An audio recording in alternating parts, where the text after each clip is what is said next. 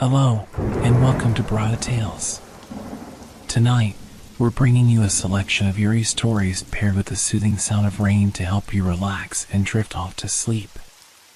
Before diving into the atmosphere of suspense, leave a comment below letting us know where you're watching from and what time it is.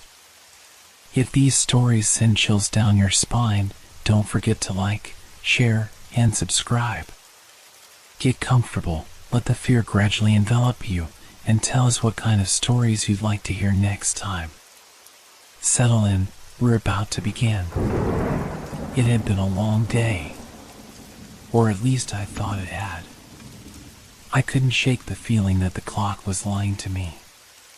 Time felt like it had bent in on itself, stretching, folding, repeating. How could it be this late again? The city looked the same as I remembered. The same old buildings, the same narrow streets that snake between them like veins. But something was wrong. The air felt thick, charged, like the tension before a storm. I took a deep breath, but instead of the fresh crispness of the evening air, there was a strange, metallic scent hanging in the atmosphere.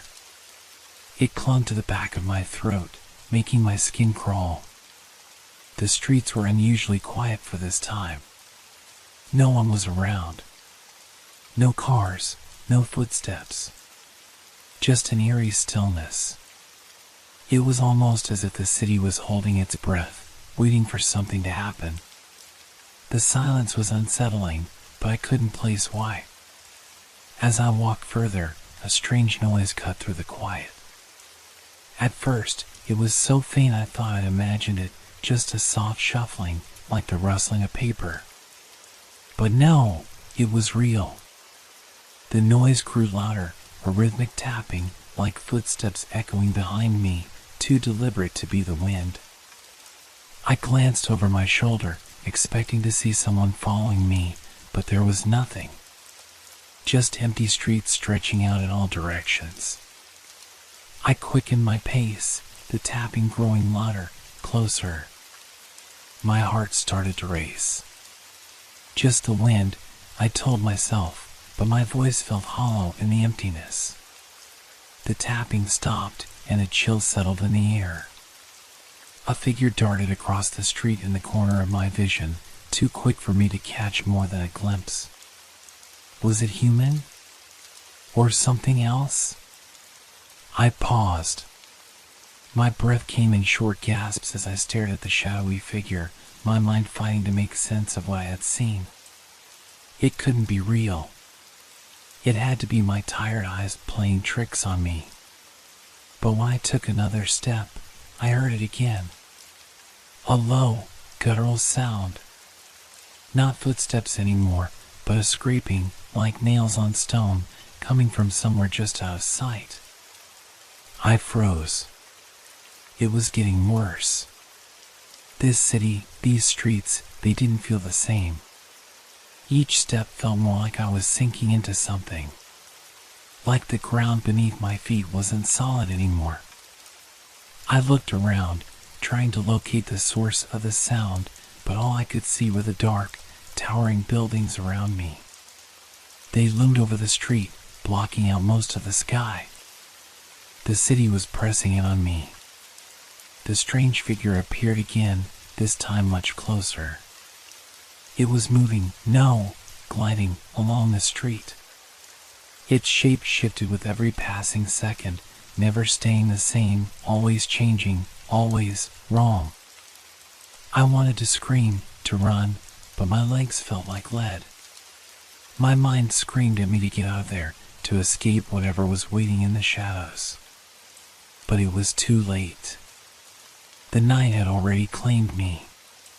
Just get to the end of the street, I told myself, willing my feet to move, but the tapping, no, the scraping, was growing louder, closer. It wasn't just behind me anymore. It was all around me. I reached the corner and turned, desperate for any escape, but all I saw was the same street, the same buildings, the same night, the same unending cycle.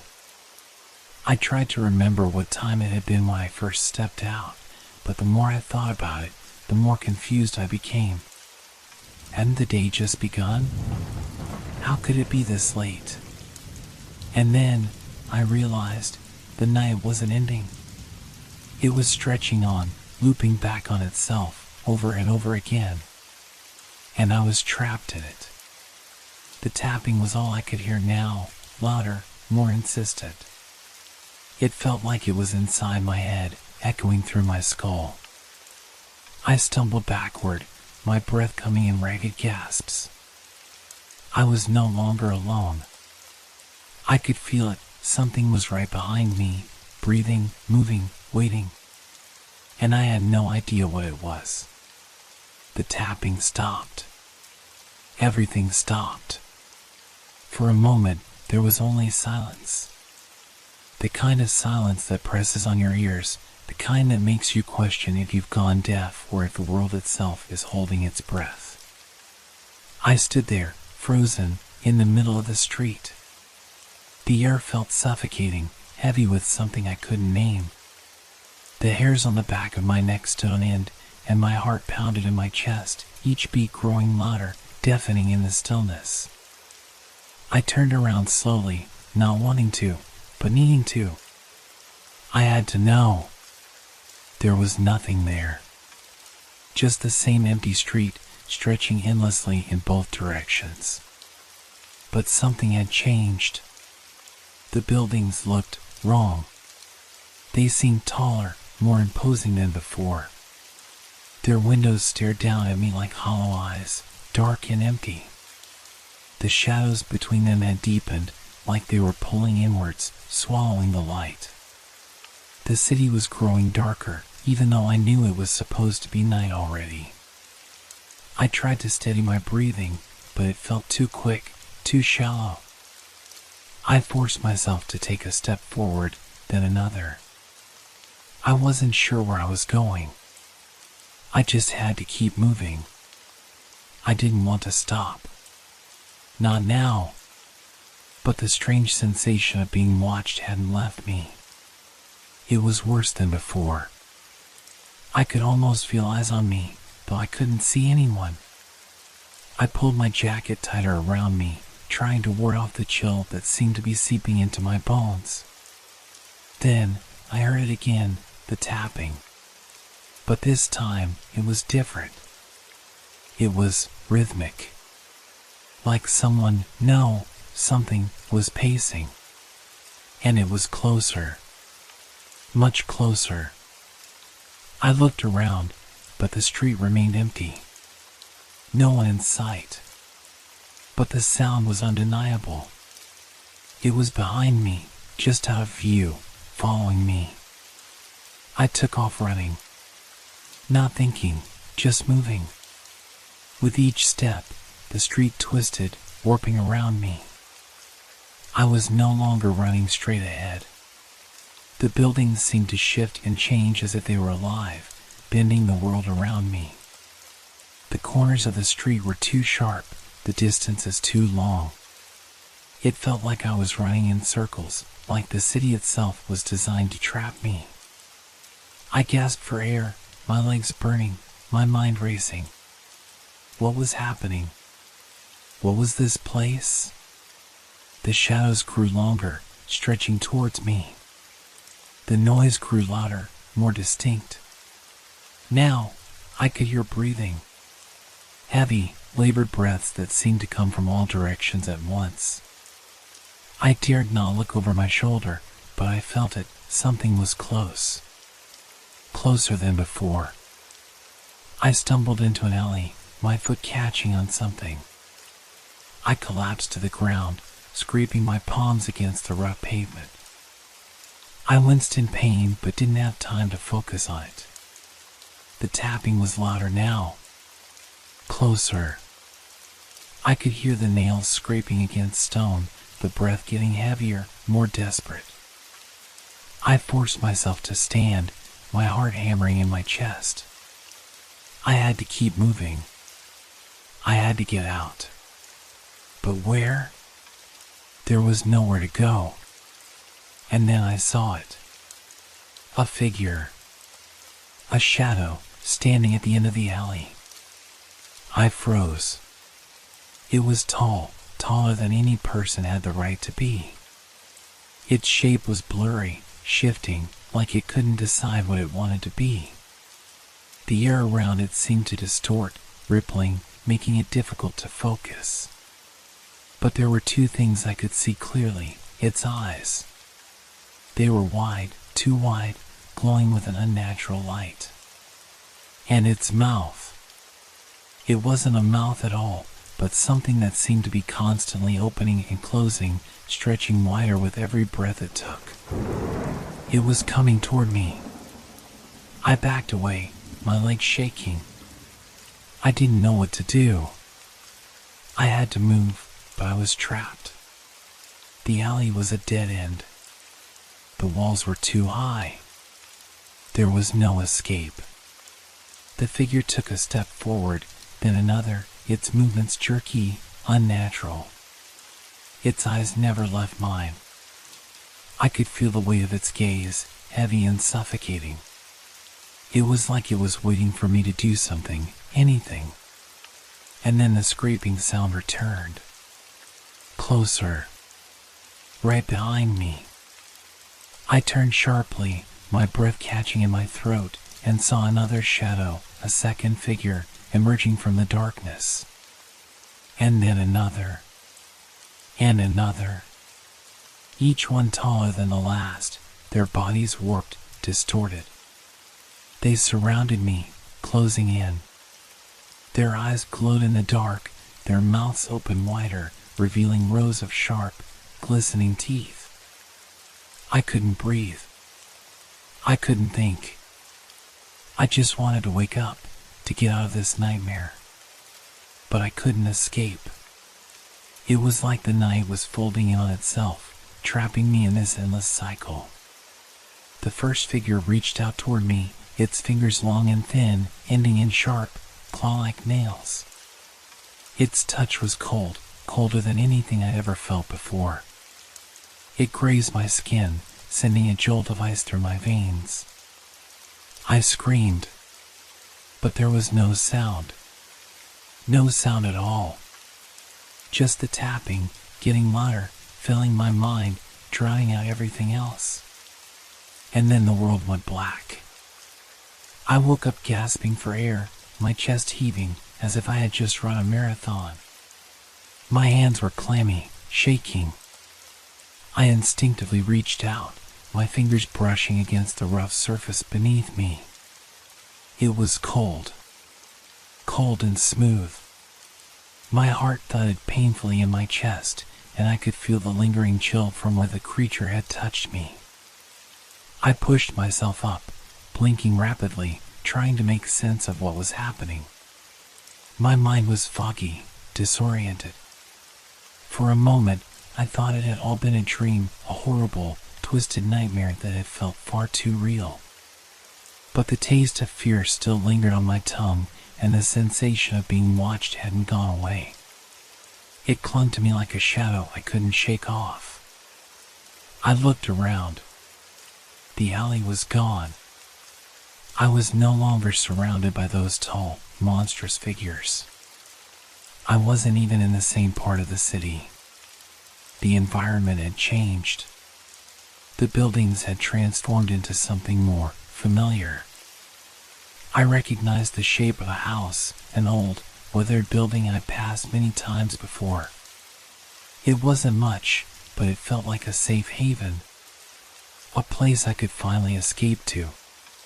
Or so I thought. As I stood up, my body aching, I noticed something strange. The house, though familiar, was wrong. The lights inside flickered, casting long, uneven shadows. And there was a smell, a heavy, sickly sweet odor, like something decaying. It hung in the air, thick and oppressive. I swallowed hard, trying to push down the rising panic. Maybe I was just overreacting. I needed to calm down. Get inside. Find shelter. But when I reached the door, it wouldn't open. The knob turned, but but it didn't give.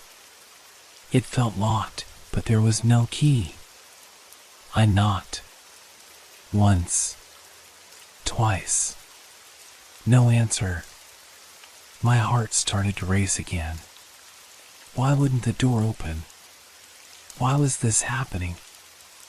I stepped back, my breath ragged, and looked around. That's when I noticed it.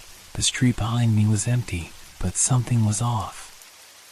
The air felt heavier, like the weight of everything was pressing in on me from all sides. It was as if the entire world had stopped breathing, waiting, watching. And then I heard it. That tapping sound. The same sound. Only this time, it wasn't in the distance. It was right behind me. I spun around quickly, but there was nothing there. Nothing but the shadows. The shadows that seemed to be moving. They stretched out in unnatural ways, like they were reaching toward me, pulling at the very fabric of the world around me. I backed away, my eyes darting across the street. The house I had been standing in front of now seemed even further away, as if the distance between us had stretched beyond reason. It was like I had taken a step back into another world, one that didn't make sense. The tapping grew louder, closer, but it wasn't coming from just behind me anymore. It was all around me. Everywhere. 1,000 footsteps. 1,000 whispers. I tried to run, but my legs wouldn't obey. I stumbled, falling to the ground. And as I looked up, I saw them. The figures. They weren't just shadows anymore. They had taken form, monstrous, twisted forms that loomed over me. There were 5 of them now, all different in shape and size. Their faces were no longer hidden in the darkness. They were clear, too clear. Their eyes were wide, unblinking, and their mouths stretched impossibly wide, too wide for any human face. I could feel their gaze, sharp and heavy, pressing down on me. My mind screamed to run, to get away, but there was no escape. They were everywhere. They were in the street, in the shadows, in the air. Watching, waiting. One of them stepped forward, its long, crooked limbs moving with jerky, unnatural motions. It had a face, a distorted, half-human face. The skin was pale, stretched tight over its skull, and its eyes gleamed with hunger. It didn't make a sound, but I felt it. Felt its presence in my bones. I tried to speak, but my voice was lost. My throat was dry, like I had forgotten how to make a sound. I couldn't move. My body felt like stone, frozen in place. The creature reached out toward me, its hand, no, its claw, closing in. The air around it seemed to shimmer, distorting, bending. And then I saw it. A figure standing in the distance. It was familiar. Too familiar. It was me. The version of me that stood there was different. I couldn't see its face, but I knew it was me. It was older. More broken. Its eyes were empty, hollow, as if it had seen things no one should ever see. Things I hadn't yet seen. And somehow, I knew, without a doubt, that whatever happened to that version of me was what would happen to me, too. The shadow of myself began to step forward, moving toward the creature in front of me. It wasn't just watching. It was waiting for me to join it. Waiting for me to become one of them. The claw got closer. And then, without thinking, I did the only thing I could think of. I ran. I ran with everything I had left in me. My feet pounded the pavement, my heart racing, the sounds of the footsteps, my footsteps echoing in my ears. But no matter how fast I ran, No matter how far I tried to go, the city never changed. The buildings never ended. The shadows never stopped growing. And the tapping? It was still there. I didn't know if I was running towards something or away from it. All I knew was that the night wasn't ending. It never would. The ground felt wrong beneath my feet, soft and uneven, like I was running on something that wasn't quite solid. The shadows stretched out longer, as if the city itself was bending, warping, swallowing me whole. I didn't dare stop, not even for a second. I couldn't. I could hear the tapping again, but now it wasn't just one sound. It was a chorus, a rhythm of steps, closing in from all sides. The figures were behind me, beside me, following me in perfect unison. I couldn't breathe. My chest felt tight, the air heavy with the same sickly sweetness that had filled the alley. It was suffocating. The streets twisted and turned, leading me deeper into the heart of this nightmare. The farther I ran, the less I understood what was real and what wasn't. Was I still in the same city? Or had it become something else entirely? The tapping grew louder, faster, as if the creatures were gaining on me. I could feel the weight of their eyes pressing into my back. Each step they took an unbearable reminder that there was no escape. The street lights above me flickered erratically, casting fleeting, distorted shadows that made the world feel like it was slipping in and out of focus. I turned a corner, expecting to see another empty street. But this time, it wasn't empty. There were people. Or, at least, they looked like people. Their faces were pale, drained of life, their eyes hollow and empty like the ones I had seen in the shadows. They stood motionless, lining the street as far as I could see, staring at me with a cold, unblinking gaze. I wanted to scream, to run in the other direction, but my feet wouldn't move. It was as if the sight of them had frozen me in place. Their silence was deafening. They didn't speak, didn't make a sound. But I felt them. I felt them watching, waiting. I stumbled backward, but the tapping was getting closer now. Too close. I couldn't outrun it anymore. The figures I had been running from emerged from the darkness, their twisted forms stepping into the dim light. The people in the street didn't move, didn't even flinch as the creatures passed by them, as if they were part of the same terrible existence. They were one with the night, part of the same endless cycle that had been trapping me for how long? I couldn't even remember when this all started.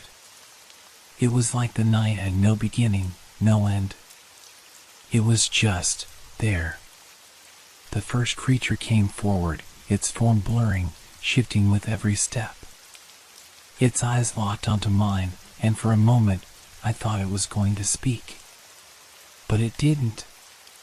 It just tilted its head, the way an animal might, observing me, studying me. I didn't move. I couldn't. It took another step toward me, and that's when I saw it. A figure in the distance. A figure I recognized. The version of me. The one I had seen before, standing in the street like it had been waiting for me.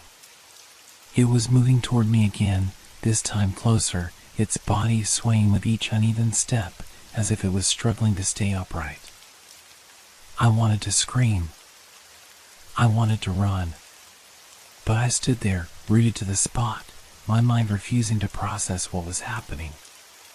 The figure reached me, its face still hidden, and then it spoke. But it wasn't me who heard it. It was the creature. The figure spoke to it, as if it was giving some kind of command. The creature tilted its head in response, and then, in a motion too fast for me to comprehend, it lunged forward, its clawed hand reaching for my throat. I gasped, but the air wouldn't come. The creature's fingers wrapped around my neck, tightening, cutting off my breath. My vision blurred, and the world around me began to spin. I couldn't scream. I couldn't fight. I couldn't breathe. And then, just as suddenly as it had started, it stopped. The creature's grip loosened, and I crumpled to the ground, gasping for air, my chest burning. The figures in the street had moved again, stepping back into the shadows as if they had never been there. The tapping stopped, leaving an eerie silence in its wake. I looked up. The figure, myself, was standing over me now. But this time, it wasn't silent. It spoke again, and this time, I heard it. "You can't escape." Its voice was hollow, empty. It was my voice, but it wasn't. It was distorted, like a reflection of something broken. I tried to push myself up, but my body felt like lead, heavy and uncooperative. I managed to stand, but everything around me felt distorted, wrong. The city stretched out endlessly in front of me, its streets twisting like a labyrinth, impossible to navigate. I looked around, desperate, but the people were gone. The creatures were gone. Only the endless night remained. And then I heard it again. The tapping.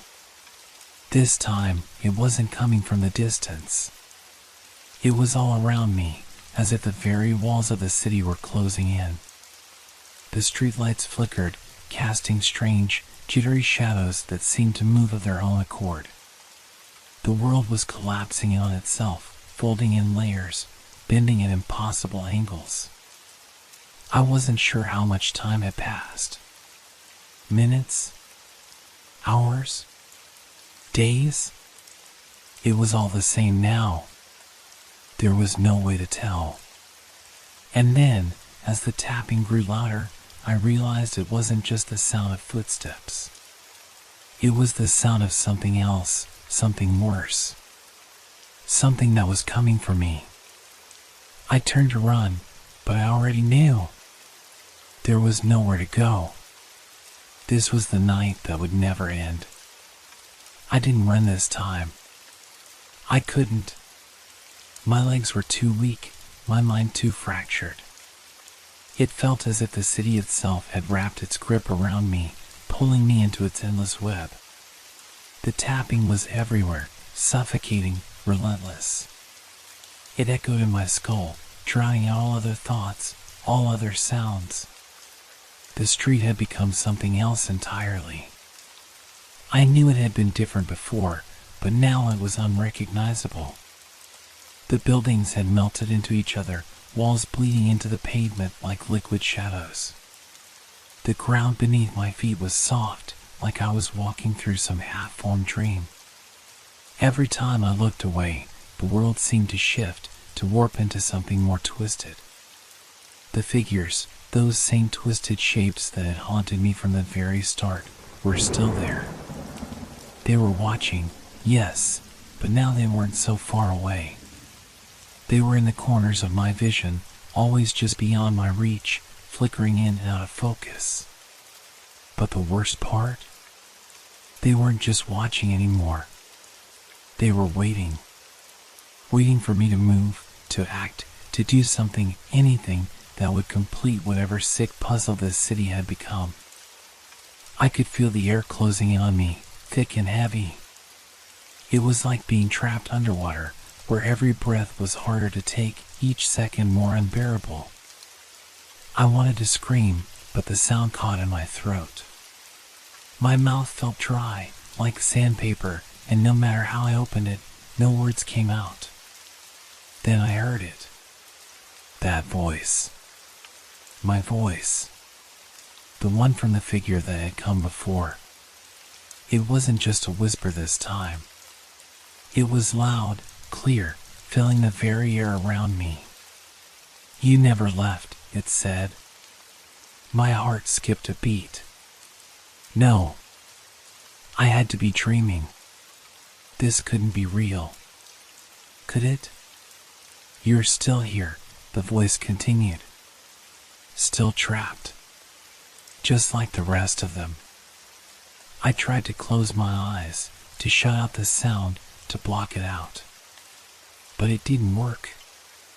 The words kept coming, each one louder, more insistent. You were always meant to stay, it hissed. You're part of the night now. Part of the endless cycle. I couldn't breathe. I couldn't think. I had to get out. I had to. Suddenly, a shadow loomed in front of me, too large, too dark to be anything human. I froze, my blood turning to ice, as I looked up. The creature that stood before me was different now. Its features weren't just distorted, they were changing, constantly shifting, like a nightmare that refused to take form. Its eyes were wide, impossibly wide, and when they locked onto mine, I felt my entire body go numb. They weren't just looking at me. They were in me, clawing into my very soul. I could feel them tearing away at everything inside me, every ounce of fear, every memory, every shred of my identity. You can't escape, it whispered. The voice wasn't even coming from its mouth. It was coming from everywhere, from the very fabric of the world itself. It wasn't speaking. It was imprinting its words onto my mind. And then I saw it. The figure. My reflection, or what I had thought was my reflection, was there again. But it wasn't alone this time. Behind it, there were others. Other versions of me. Some were standing still, some were crouched, some were reaching out, but all of them had the same dead eyes, the same hollow stare. I realized with a sickening certainty that they weren't just reflections. They were me, twisted versions of who I used to be, each one trapped in their own endless loop, just like I was. It was happening. I was becoming one of them. No, I whispered, barely able to form the word. But even as I said it, I knew it was already too late. I was already slipping into the night, into the cycle. The tapping grew louder, faster, as if time itself was speeding up, pushing me closer to the edge. I stumbled backward, my breath shallow, my body trembling. I could hear the voices now, all of them, thousands of them. Some were mine, others were strange, distorted, echoing through the empty streets. I didn't know which were real and which were hallucinations. I didn't know if I was still me anymore. The shadows began to shift around me, stretching longer, twisting, forming shapes that weren't human. They closed in from all sides, a swirling mass of darkness. I wanted to scream, to run, but I couldn't. I was trapped. Trapped in the same night. Trapped in the same endless, suffocating moment. And then, just as the darkness pressed against me, I heard one last voice. It was quiet, almost too soft to hear, but it was there. A whisper in the back of my mind. You'll never wake up. And in that moment, I realized the truth. There was no escape. There never had been. The night wasn't just a night. It was a prison. A prison that had no end. No dawn. And I was its prisoner. The tapping never stopped. It never would.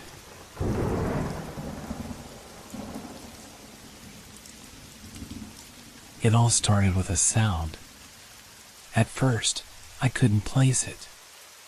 It was a soft, almost imperceptible tapping, like fingers against glass, but there was no glass, no one else around.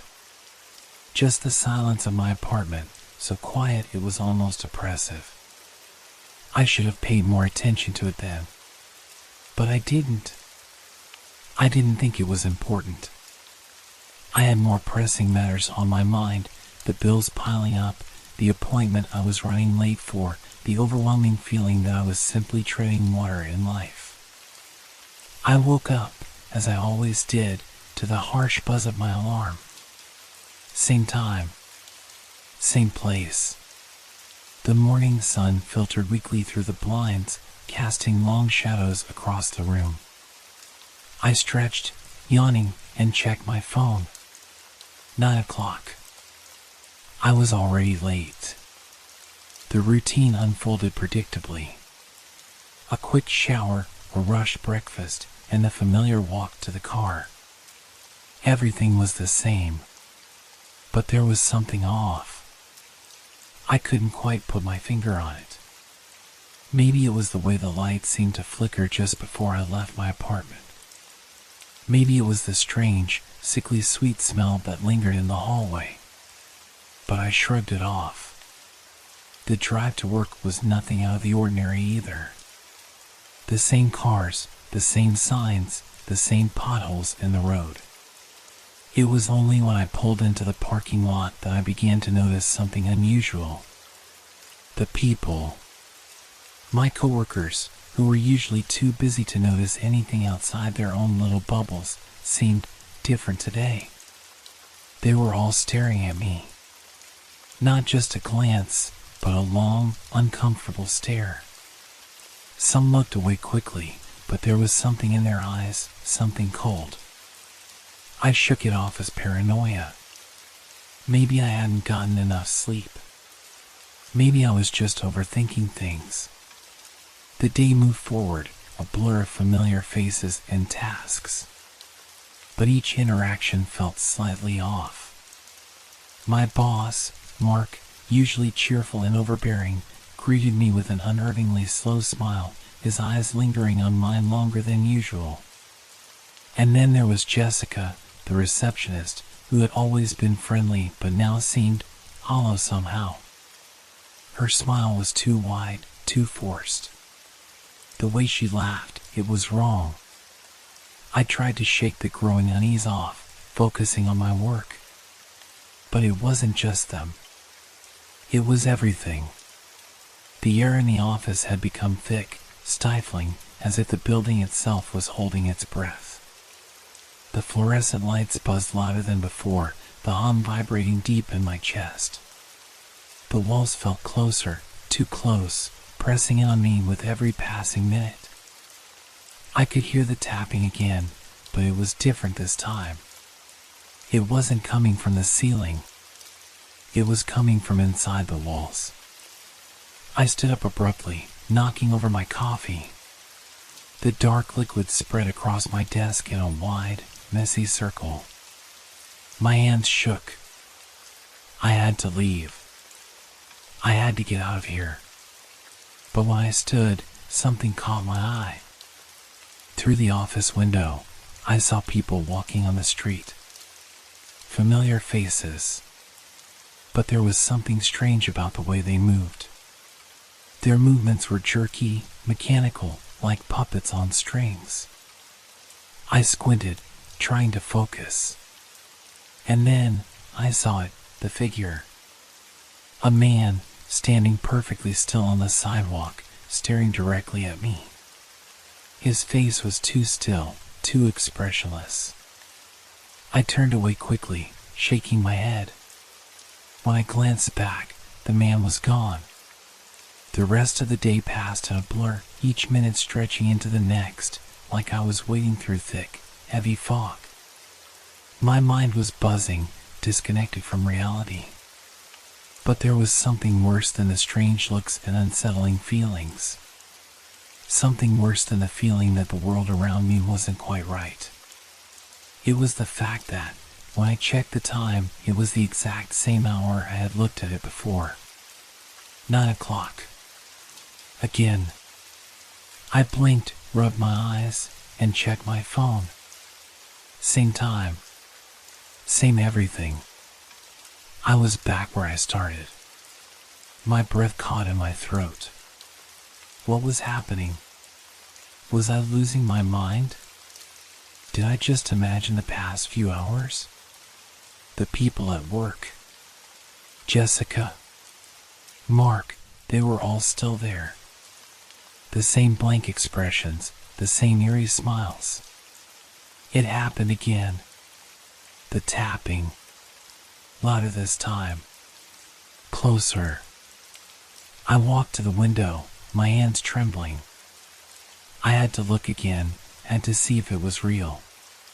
The man was standing outside again, in the same spot, staring at me. No, this couldn't be happening. I turned away, but something in my gut told me I had to watch. I had to see what would happen next.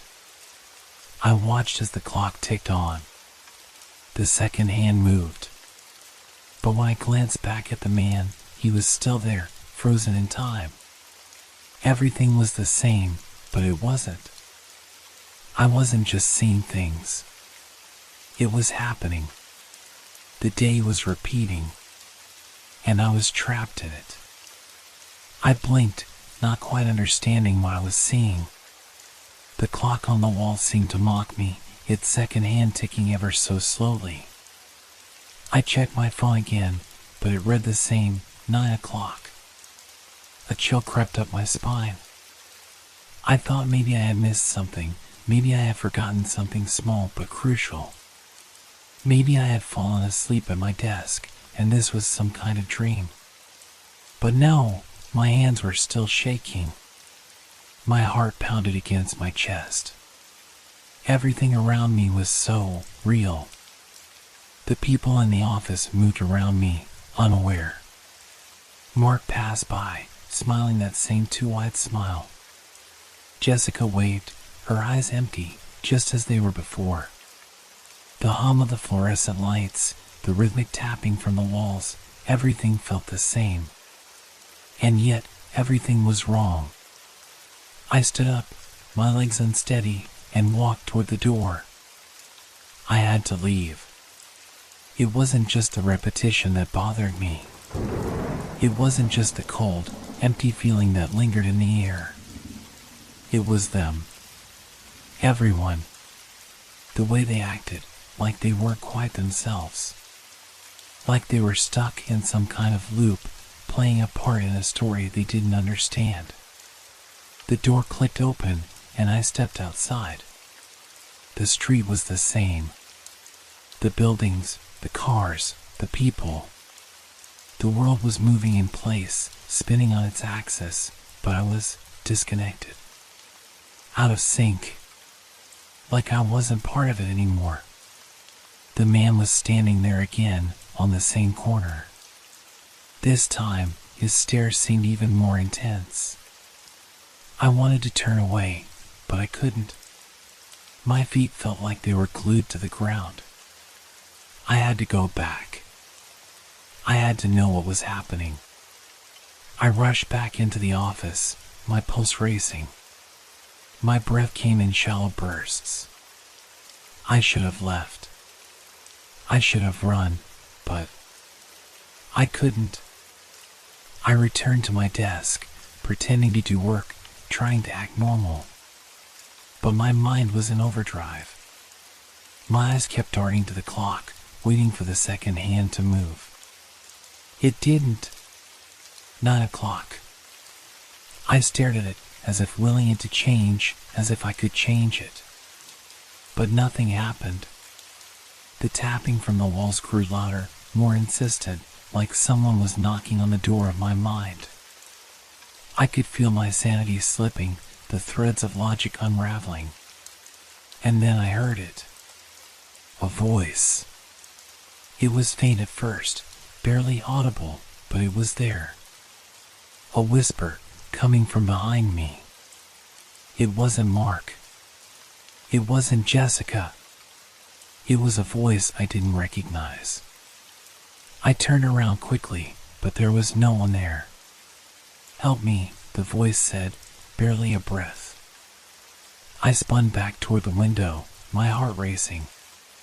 The man was still standing there, still staring at me. His face remained expressionless, but there was something in his eyes. Something dark. I felt a shiver run down my spine, the kind that made the hairs on the back of my neck stand up. There was a presence in my world, that wasn't supposed to be there. I looked at my phone again. 9 o'clock. I clenched my fists, trying to control the rising panic in my chest.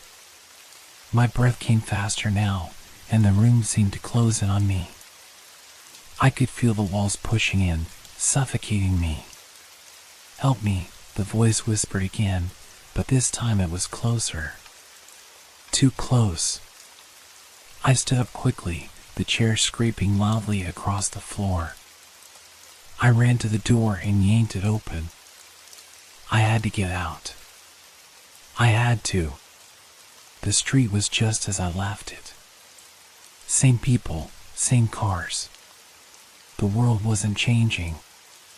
It was frozen, repeating over and over. And there, standing in front of me, was the man, closer now, his expression still emotionless, his gaze unwavering. "Why are you here?" I found myself asking aloud, my voice shaking. "What do you want from me?" The man didn't respond. He simply stared. A cold breeze swept through the air, rustling the trees, and for a split second, I thought I saw something in his eyes, a flicker of recognition, maybe even pity. But then, the world began to twist again. A sudden, sharp jolt, a sensation like being sucked into a void, and I was back at my desk. Again. It was like someone had pressed a reset button. The clock was stuck at 9 o'clock. The same tapping from the walls reverberated in my ears, and the people around me, Mark, Jessica, everyone, were moving, but their eyes never quite met mine. It was as if they weren't aware of me. As if I was invisible. I could feel my heart racing. I couldn't do this anymore. But just before I reached for the door, I heard it again. The whisper. "Help me, please." This time, it was louder. Clearer. And the voice was no longer coming from behind me. It was coming from inside the walls. I stumbled backward, my breath coming in ragged gasps. I tried to open the door, but it wouldn't budge. It was locked. The tapping from the walls grew louder, faster. And then, for the first time, I heard something else. A thud. A bang. Something pounding. The man was no longer standing outside. He was inside. I froze. The pounding from the walls reverberated through the room, each thud louder than the last. I was paralyzed, unable to move, my mind racing in circles. What was happening? How had he gotten inside? The whispering voice was still there, now almost deafening, as if the walls themselves were alive with it.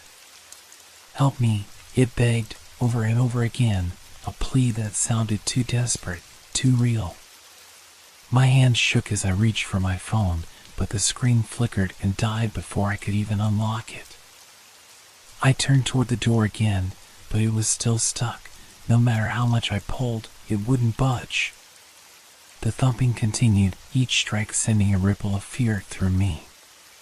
It was coming from everywhere. The walls. The floor. The ceiling.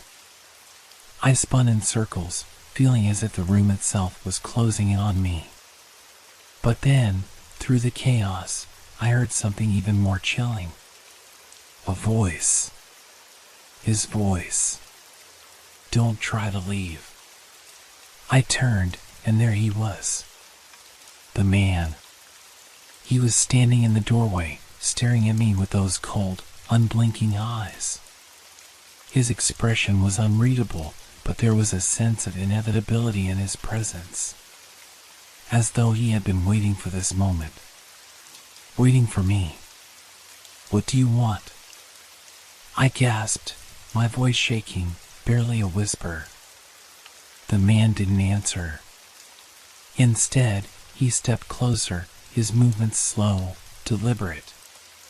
Each step seemed to make the walls groan with tension, the air thickening with an oppressive heaviness. I could feel the room closing in on me, like the space was shrinking, bending to his will. "Why are you doing this?" I demanded again, my heart pounding so loudly it drowned out the whispers. Still, he said nothing. He didn't need to. The look in his eyes said it all. The knowledge that this was happening because it had to. Because it was always meant to. And then, with one final, echoing thud, the pounding from the walls stopped. Everything fell silent. The absence of sound was suffocating. The air felt heavier now, oppressive, as if the entire world was holding its breath. My pulse was deafening in my ears, and I found myself holding on to the edge of my desk to steady myself. I couldn't understand. I couldn't wrap my mind around it. None of this made sense. And then, click, the door opened, but not by my doing. It creaked slowly, the sound of mockery of my frantic attempts moments before. The man didn't move. He didn't have to. The door was open now, and there was nothing stopping me from running. But deep inside, something told me that running was pointless. That it would just bring me back to the same place. Back to 9 o'clock. I didn't want to go out there. I didn't want to face what waited for me outside the office. But something pulled me forward, something darker, something that had started to sink deep into my bones. I stepped through the door, and just as I thought, the world was the same. Same street. Same cars. Same people. I turned and saw him again. The man, still staring, as if he'd never moved. But this time, it wasn't just the man. There were others. All of them, standing still, motionless, their faces expressionless but eyes wide open, staring. Watching. Waiting. A deep dread crept into my chest as I realized something. They weren't normal. None of them were. I tried to speak, to call out, but my voice caught in my throat, strangled by fear. They didn't move, but I could feel them. I could feel them drawing closer, pressing in on me. And then the world shifted. The street bent as if time itself was warping. The cars began to crawl backward, the people's movements jerky and unnatural. The same song blared from the radio, over and over, like a broken record.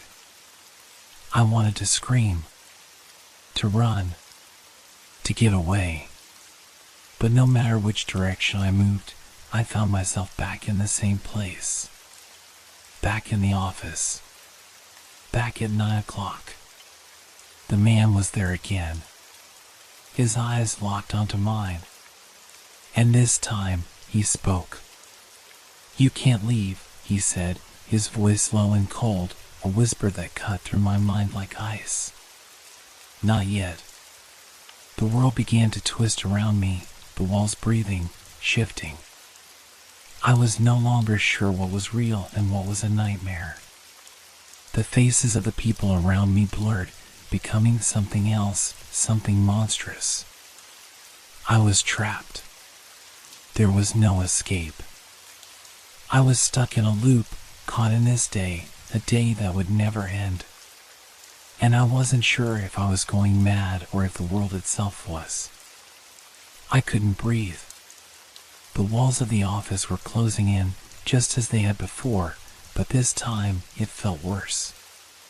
The air was thick with the stench of something rancid, like rot, and my stomach churned with every breath I took.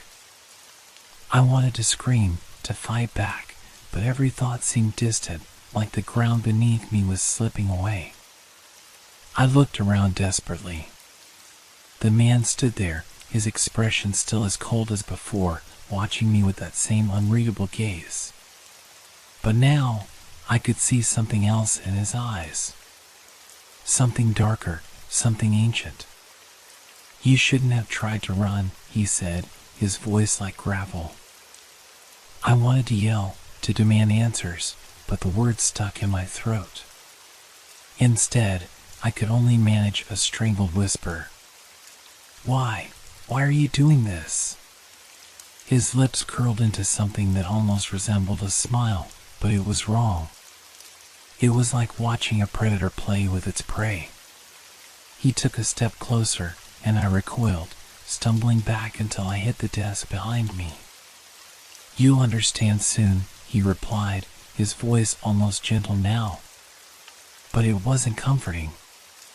It was like the calm before a storm. You'll all understand soon. The air around me seemed to shift. The shadows in the room deepened, lengthened. There was a noise, distant at first, like a murmur, but it grew louder. A chorus of whispers. Hundreds of voices, overlapping, all saying the same thing. Help me. It was so loud now. I couldn't escape it. The sound filled my head, pressing against my skull. I wanted to cover my ears, but my hands were shaking too badly. The voices were drowning me. I was suffocating. I staggered to the window, desperate to get away from it. My breath fogged up the glass as I stared out into the street. The same street. The same cars.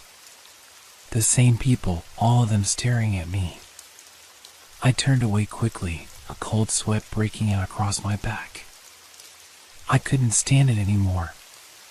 Everything was wrong. Everything. The door. I ran to the door, my hands fumbling with the handle, but it wouldn't open. It was stuck again. My panic flared, and I pulled harder, until I felt like my muscles were going to snap. But the door stayed closed. Then I heard it. That click, the same sound from earlier. It was the door, but it wasn't opening. It was changing. The whole room shifted, the walls bending and stretching, twisting like the very fabric of reality was warping around me. And through it all, the whispers continued, growing louder, more insistent. Help me. Suddenly, I was somewhere else. I wasn't in the office anymore. I wasn't anywhere familiar. The space around me felt wrong, too open, too vast. I stood on the edge of a darkened hallway, looking out into an endless expanse of nothing. The only sound was the hum of my own breath, shaky and ragged. I turned around. The man was there again, but he was different now. His eyes were hollow, dark pits, like he had been drained of life. He didn't move, just stared at me with an unsettling stillness. You're not getting out, he said. His voice was distant now, almost robotic. Not unless you understand. The ground beneath me cracked. I staggered backward, my heart pounding in my chest as the darkness swallowed the light. The hallway stretched out in front of me, the walls narrowing, tightening like a vice. I ran. I didn't know where I was running to, but I couldn't stop. Every step felt like I was sinking deeper, like the world was pulling me into its depths. The whispers surrounded me, pressing against my mind, making it hard to think. And then I stopped. I didn't mean to. But the silence, the sudden absence of sound, it was too much. It was like the world had simply stopped. I turned around. The man was standing there again, only this time, he wasn't alone. Behind him, the other figures emerged. The people. The ones who had been in the street. They were no longer people. Their faces had twisted into grotesque masks of agony, their eyes wide and hollow, their skin stretched taut across their bones. They were things now, things that shouldn't exist. But they did. and they were getting closer. Why? I asked, my voice barely a whisper. Why are you doing this to me? The man stepped forward, and for the first time, his face twisted with something like pity. Because, he began slowly, this day is yours to repeat. But in the end, it won't matter.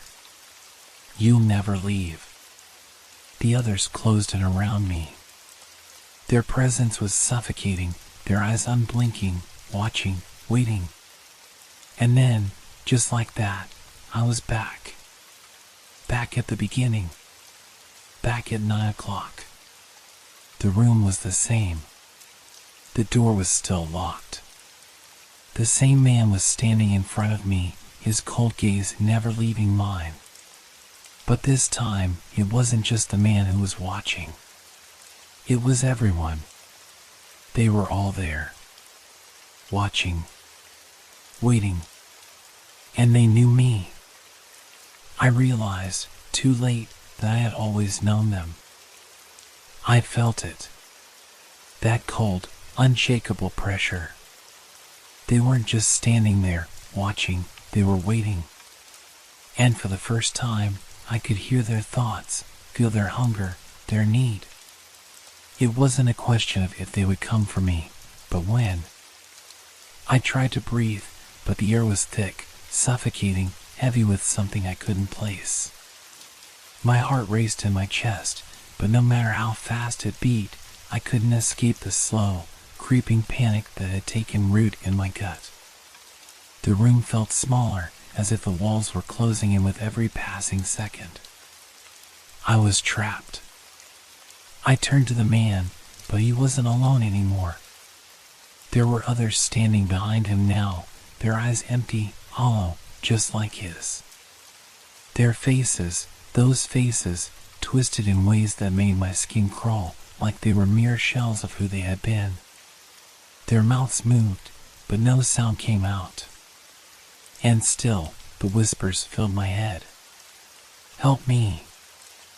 I clutched my head, desperate to make it stop. What do you want from me? I gasped, my voice breaking. Why are you doing this?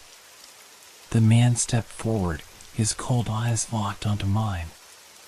You haven't figured it out yet, have you? His lips curved into a smile that didn't reach his eyes. You are the reason this day keeps repeating. You are the cause. I stumbled backward, the truth crashing down on me like a wave. I had always known something was off. The strange deja vu. The faces I couldn't place. The feeling that I had been here before, that I had already lived through this. But I hadn't understood. Not until now. I was the reason. The weight of that realization hit me with a force that nearly brought me to my knees. The day wasn't just repeating itself, it was because of me. I was trapped in some kind of endless loop, forced to relive this moment over and over. But why? A flicker of memory tugged at the edges of my mind. I had done something, hadn't I?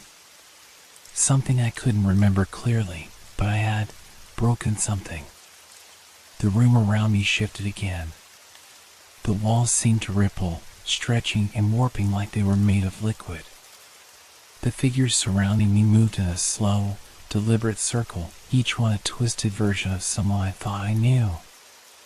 One of them, the woman with the red dress, stepped forward, her eyes wide with terror, yet there was something else. Something darker. She reached out a hand, and for a moment, I almost felt a flicker of recognition. Help me. The whisper echoed in my mind, louder than ever before. I wanted to scream. I wanted to run. But my legs wouldn't move. I was frozen in place, staring at her hand, which had somehow grown longer, twisted, jagged. It's your fault, the man's voice cut through the air, his tone almost accusing. You're the one who doomed us all. A flash of memory hit me like a punch to the gut. I remembered a day, a choice I had made, something I had done, something small, something insignificant that had led to this. But what was it? I don't remember, I whispered, the words feeling foreign on my tongue. What did I do? The woman in the red dress leaned closer, her face distorting until it was no longer human, her mouth stretching wider than it should have, her voice a low, guttural growl. You killed us. The ground beneath me shook, and the walls began to crack.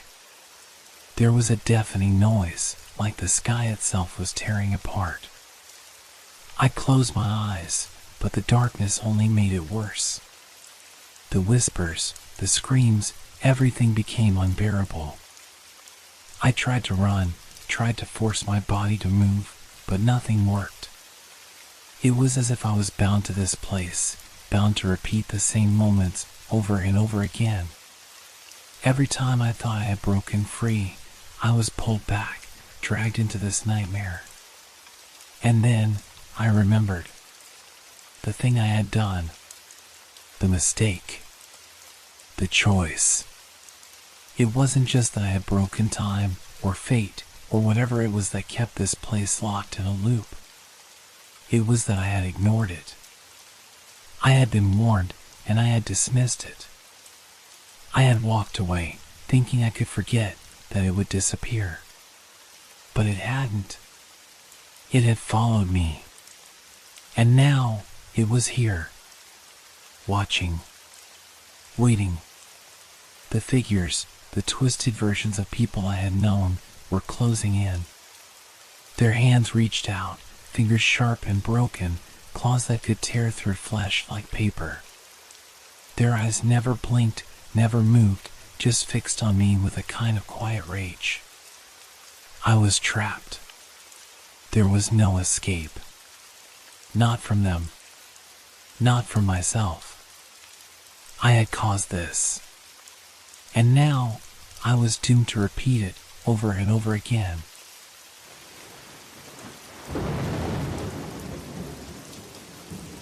Do you ever feel like you're being watched? The question lingered in my mind as I walked deeper into the forest. The woods at night have always been peaceful, calm, and untouched by the chaos of the outside world. But tonight, the air felt different. There was something about the silence that didn't sit right. The moon hung high in the sky, casting pale light through the dense canopy of trees. I walked along the narrow path, the crunch of leaves beneath my boots the only sound accompanying me. I tried to calm my racing thoughts. The day had been long, and I needed this, needed the peace, the solitude. Or so I thought.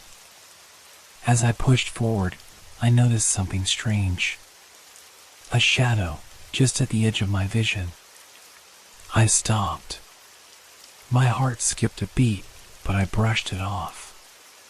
It was just the movement of the trees in the wind, I told myself. It had to be. But then I heard it. A soft rustle, like something or someone moving through the underbrush behind me. I spun around, but saw nothing.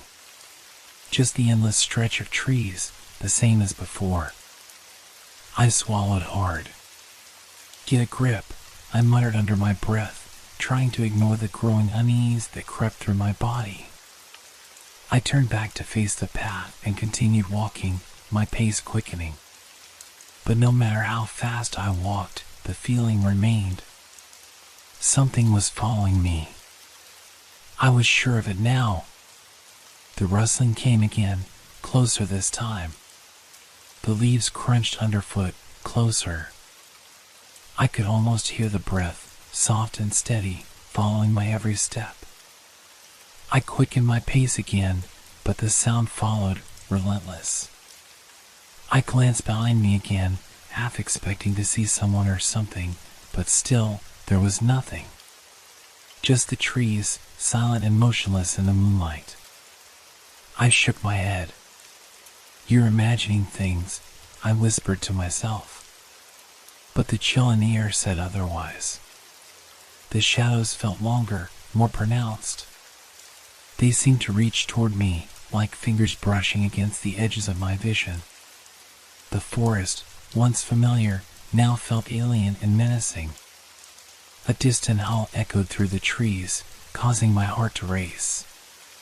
But when I looked toward the source of the sound, it was as if it had never happened. No animal, no movement in the dark. Just silence. The shadows, though, they were different. They shifted in ways that didn't feel natural. I could see them move between the trees, just out of sight, always there, always lurking. They weren't just shadows, they were something more. Something that didn't belong. I picked up my pace, heart pounding in my chest. The rustling grew louder, but when I looked behind me, the shadows seemed to disappear, melting into the night. I couldn't shake the feeling. They were there, watching, waiting. But I couldn't see them, not fully. Just keep walking, just keep moving forward, I told myself, but the trees seemed to grow thicker, the path narrowing.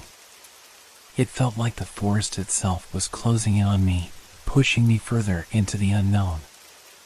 Then, a cold breeze swept through the trees, and I heard something I hadn't before, a whisper. Come closer. I froze, my blood turning cold. I couldn't tell where the voice came from, or if it had even been real. The whisper felt like it had come from within the shadows themselves, beckoning me deeper into the dark. I took a step back. I should turn around. Run. But the path behind me was no longer the same. The trees had shifted. The way I had vanished. And then, the first shadow appeared, a figure, tall and gaunt, emerging from the depths of the forest. Its form was barely discernible in the dim light, but I could see its eyes, deep, hollow, empty eyes staring straight at me. I couldn't move. My body was frozen in place, my breath caught in my throat. The figure moved, inching closer, but still, it didn't make a sound. Closer. I couldn't breathe. The air felt heavy now, oppressive, like the forest was alive, closing in, suffocating me. The shadows around me multiplied, creeping toward me from all directions. They pressed in, like a dark wave, pushing me forward. I wanted to scream, to run, but my feet wouldn't move. My mind screamed at me to escape, but all I could do was stare at the approaching figure, its form twisting, shifting with unnatural fluidity. The shadows surrounded me, pressing against my skin, against my bones. The figure was closer now, its face. I couldn't see it, not clearly, but I could feel its presence. It was here. Whatever it was. And it was not alone. I tried to breathe, to think, to do anything to break free, but it was as if the forest had swallowed me whole. The shadows had found me, and they wouldn't let me go. I blinked, the cold air stinging my eyes. The shadows around me seemed to stretch further, drawing in tighter, suffocating the space I stood in. My legs trembled, refusing to move, as if rooted to the earth itself. My heart hammered in my chest, and I could feel the pulse of fear coursing through every inch of my body. The figure in front of me didn't move, at least not in the way I expected. It was like it was waiting, watching. It loomed just out of reach, and its eyes, those hollow eyes, they burned into me, like they could see every fear, every doubt I ever had. I tried to swallow, but my throat was dry, my mouth numb. What do you want? I thought, but the words stuck in my head, unable to escape my lips. A sudden movement to my left caught my attention. Another shadow, not as large as the first, darted between the trees. It was fast, too fast, like something unnatural. I twisted around to follow its movement, but as I did, the the figure in front of me moved. Its head tilted slightly, as if curious, and for the briefest moment, I could have sworn I saw its lips curl into something that could have been a smile. But it wasn't a smile, it was wrong. It was wrong in every way. I stumbled backward, my breath coming in short gasps. I need to get out of here. My mind screamed it. But the path, the one I had walked just moments before, was gone. There was nothing but thick, dense trees and darkness closing in. The rustling of the leaves grew louder, echoing all around me now, like footsteps, like movement from every direction. And then I heard the whisper again, clear this time, so close I could feel the cold breath on my neck. Come closer. My heart leaped in my chest. This wasn't real. This couldn't be real. It was all in my head. I had to be dreaming. But then, the ground beneath me trembled, sending ripples through the air. The shadows around me pulsed, as if they had a life of their own. I turned to run, but my legs gave way, and I fell to my knees. The forest floor was soft beneath me, the ground shifting, alive with a dark energy I couldn't explain. I gasped for air, my eyes frantically searching the surroundings for any sign of escape. The shadows moved again. They didn't just flicker or sway with the wind, they followed, like they had a purpose, like they were alive. From the corner of my eye, I saw another figure. Taller this time. Looming. But this one wasn't just standing still. It was moving toward me, its movements jerky and unnatural. It wasn't human. I could feel it. It was something else. I forced myself to stand, pushing against the weight of the fear pressing down on me. I ran, no plan, no clear direction, just away. I could hear them now, their footsteps behind me, too close, too fast. The rustling turned into a steady rhythm of pursuit, like something was hunting me. I wasn't alone in this forest anymore. But no matter how fast I ran, no matter how far I pushed, the shadows were always there. Always just behind me, closing in. My breath burned in my chest, my legs like lead as I stumbled through the trees, trying to find something, anything, that would make sense of this nightmare. And then, in the distance, a flicker of light. A clearing. I didn't hesitate. My legs pushed forward with what little strength I had left. The light grew closer, and for a split second, I dared to hope. The shadows were left behind, it seemed, as the clearing opened up in front of me. The trees parted, revealing the faint glow of moonlight. I could see the sky again, the stars, the vastness beyond this forest. I made it. I was safe. But as I stepped into the clearing, the air shifted. The whisper came again, this time all around me. You are never alone. I froze. And then, I heard something far worse than the whisper. Laughter. Low. Cold. Unnatural. The shadows were here. They were no longer in the trees. They were on the ground, writhing and shifting like living things, closing in around me from all sides. They were no longer content with just following me. They were hunting me. I turned to flee again, but the laughter grew louder. And then, from the very center of the clearing, something stepped forward. It was tall, too tall, its limbs too long, stretching impossibly far. It was like a shadow made flesh, a being of pure darkness, shifting and bending unnaturally as it moved. Its eyes, those empty, dark eyes, were the only thing that glowed, burning like coals in the dark. And the worst part? It was smiling. That same twisted smile, like it knew something I didn't. I didn't run this time. I couldn't. The ground beneath me felt colder. The laughter was all around me now, swirling through the trees. The shadows had me trapped. I backed away slowly, my heart thundering in my chest, but the figure, if it could even be called that, was getting closer, its limbs twitching in strange angles, always following. How could I escape this?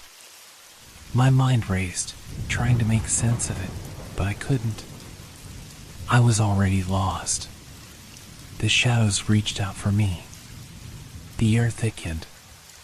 And then, everything went black. I woke up gasping, my body trembling as if I had just escaped some terrible dream. But it wasn't a dream. I could feel it in my bones, the cold air, the rustling of leaves, the oppressive silence that hung like a thick fog. My mind tried to deny it, to convince itself that it had been a nightmare, but every fiber of my being knew the truth. I was still in the forest. The clearing was gone. The light was gone. I was no longer in that brief moment of hope. Now, I was surrounded by nothing but darkness. My heart pounded in my chest as I tried to push myself to my feet. The ground was soft beneath me, damp with dew. I could feel the weight of the shadows pressing in on me, even though I couldn't see them. I could hear them, though, whispers that sounded like rustling leaves, like the soft tread of footsteps behind me. Always behind me. I spun around, my breath quick and shallow, trying to find something, anything, that could explain this madness.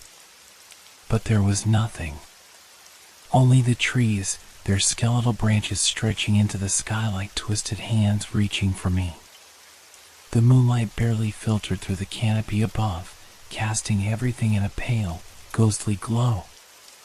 And then, the whisper came again, clearer now, louder. Come closer. It wasn't a voice. It was a sensation, like a chill crawling up my spine, a presence that surrounded me from all sides. My legs trembled beneath me, and I fought the overwhelming urge to run. But where would I run to? The forest was endless, a maze of shifting paths and shadows. I didn't know which way was safe. I didn't know if there was a safe way anymore.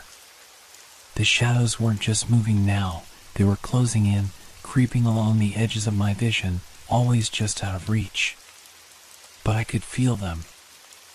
I could feel them watching, waiting for me to make a mistake.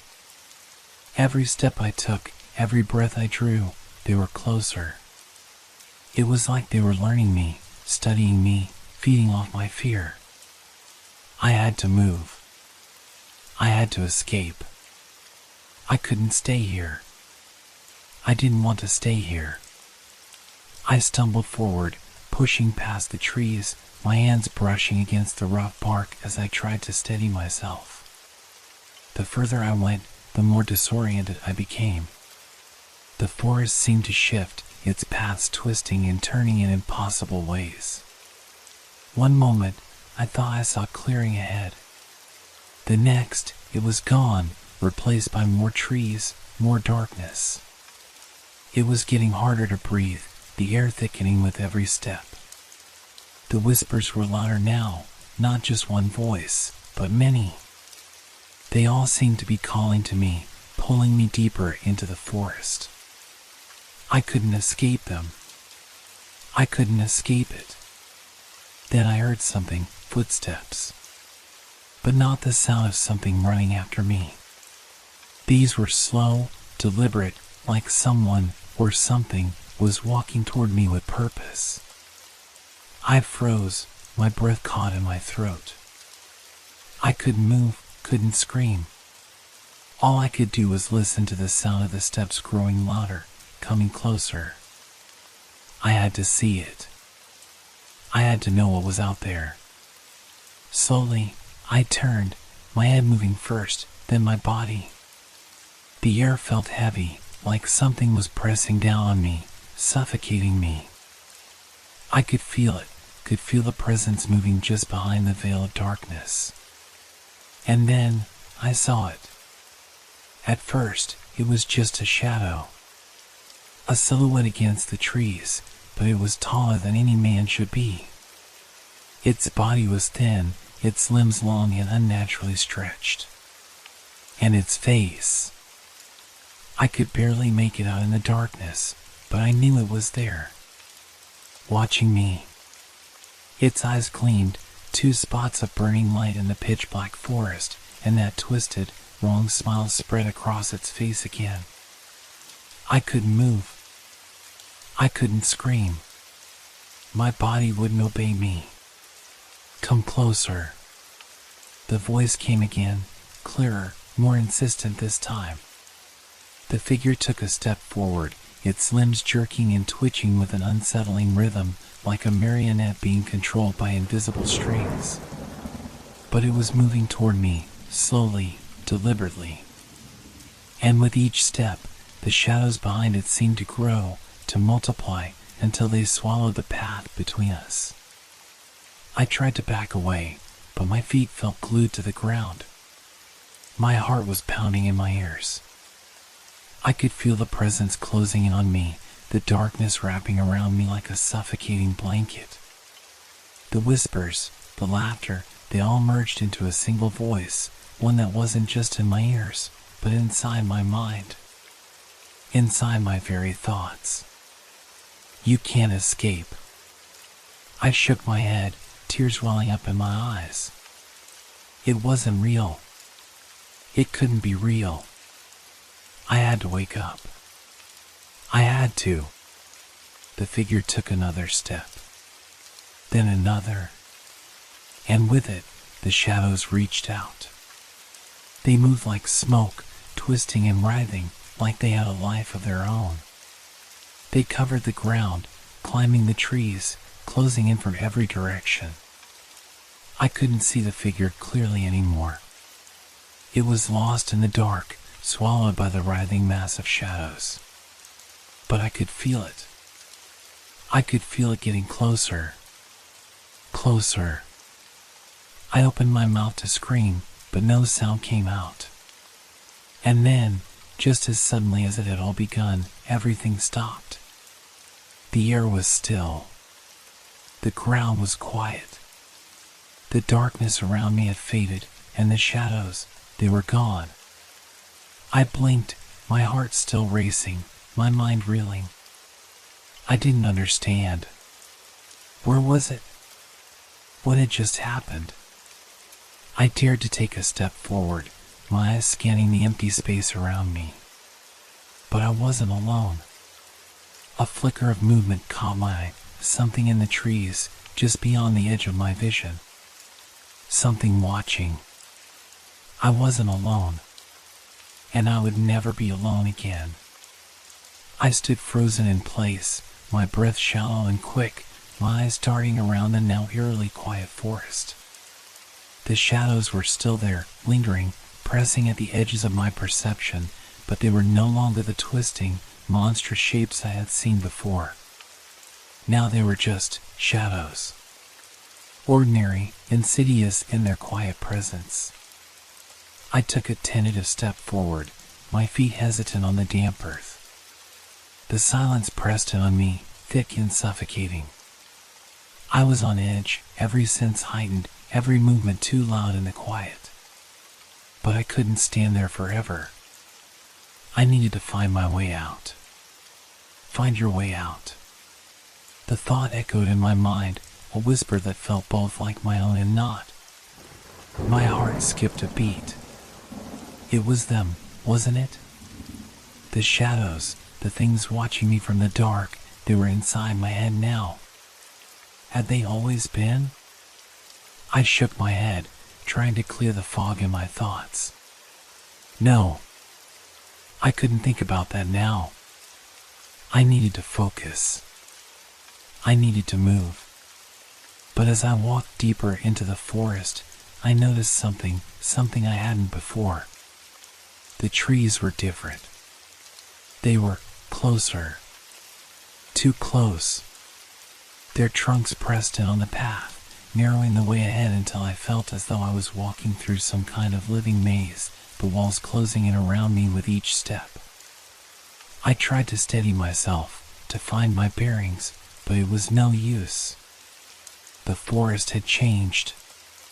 It was no longer the familiar woods I had walked through countless times before. This place, this forest, had become something else. Something older. Something that didn't follow the rules of nature. The very air felt thick, cloying, almost oppressive.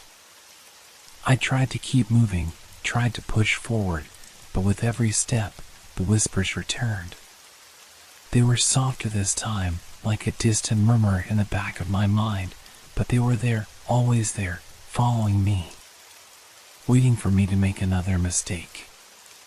They know. I had heard it too clearly this time. The voices in my head, taunting me, reminding me of my fear. It was them, the shadows, reaching for me, bending reality to their will. I stumbled forward, panic creeping in. The forest seemed to stretch on forever, each turn I took leading me nowhere, the path never ending, looping back on itself. The shadows followed me, but I couldn't see them anymore. They had become part of the forest itself, part of the air, part of the ground beneath my feet. I felt something behind me, a presence that was more than just a figment of my imagination. I could feel it, something moving closer. My skin prickled, my senses screaming at me to turn around, but I couldn't. I was too afraid to look. I had looked before, and it had nearly broken me. But then, without warning, I heard something. A crack of a branch, the unmistakable sound of footsteps on the forest floor. I whipped around, heart racing, but there was nothing. Nothing but the dark, towering trees and the empty, unfeeling void that stretched ahead of me. I strained my eyes, trying to make out shapes, anything that might give me a clue as to what was happening, but there was nothing. Just the forest. And then I saw it. In the distance, between the trees, there was a figure. A silhouette, standing perfectly still. Its shape was vaguely human, but something about it felt wrong, twisted. Its head was too large, its body too thin. The moonlight seemed to bend around it, casting long, unnatural shadows on the ground. I couldn't breathe. The figure didn't move. It didn't need to. It was waiting. I knew it was waiting for me to make a choice. To take another step. To come closer. I couldn't do it. I had to stay away. But the whispers, they were louder now, closer, almost inside my skull. It's you or it. My eyes were locked on the figure, unable to look away. The shadows around it seemed to dance, swirling and shifting like something alive, something that wanted me. And the more I stared at it, the more I could feel its gaze, like a burning heat, searing through me. But something inside me snapped. I couldn't stand there, paralyzed with fear, waiting for it to get closer. I had to move. I had to get out. I turned, my legs finally working, pushing me away from the thing in the distance, away from the oppressive silence, away from the whispers. But as I ran, I heard it, footsteps behind me. Not the soft, distant sounds of a forest at night. These were real. Heavy. Following. I ran faster, branches snapping at my face, the dark trees closing in, and still the footsteps behind me. The sounds were getting louder, closer, until they were right next to me.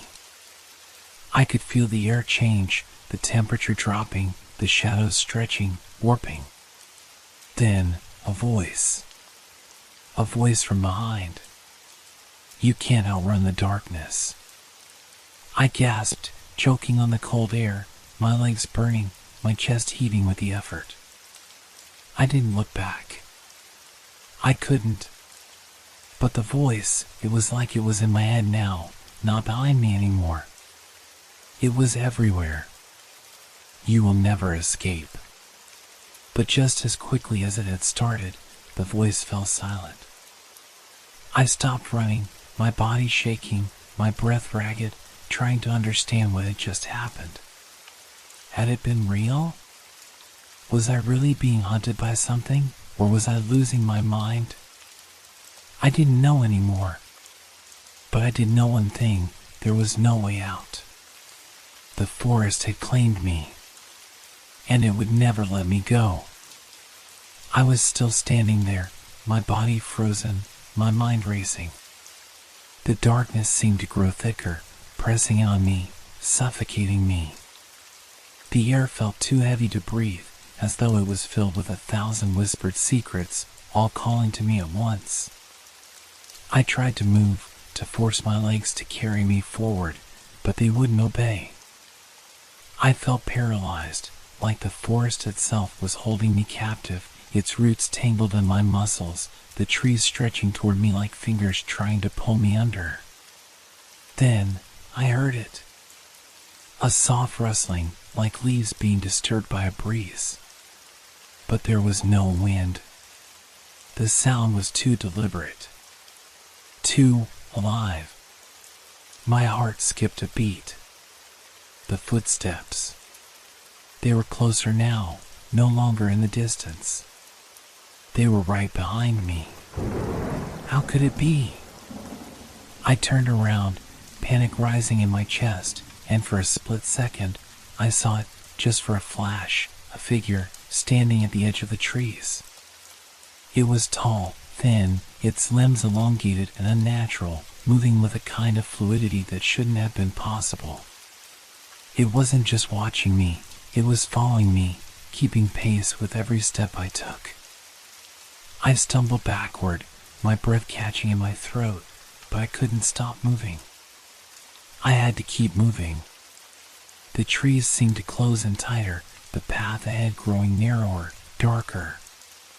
It was as though the forest itself was conspiring against me, pushing me towards something, toward that thing, that shape, that presence that was stalking me through the night. I can't escape. The thought came to me, unbidden.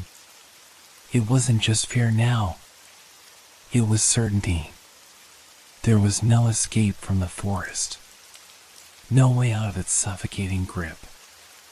Every step I took seemed to lead me deeper into its heart, further away from the world I knew.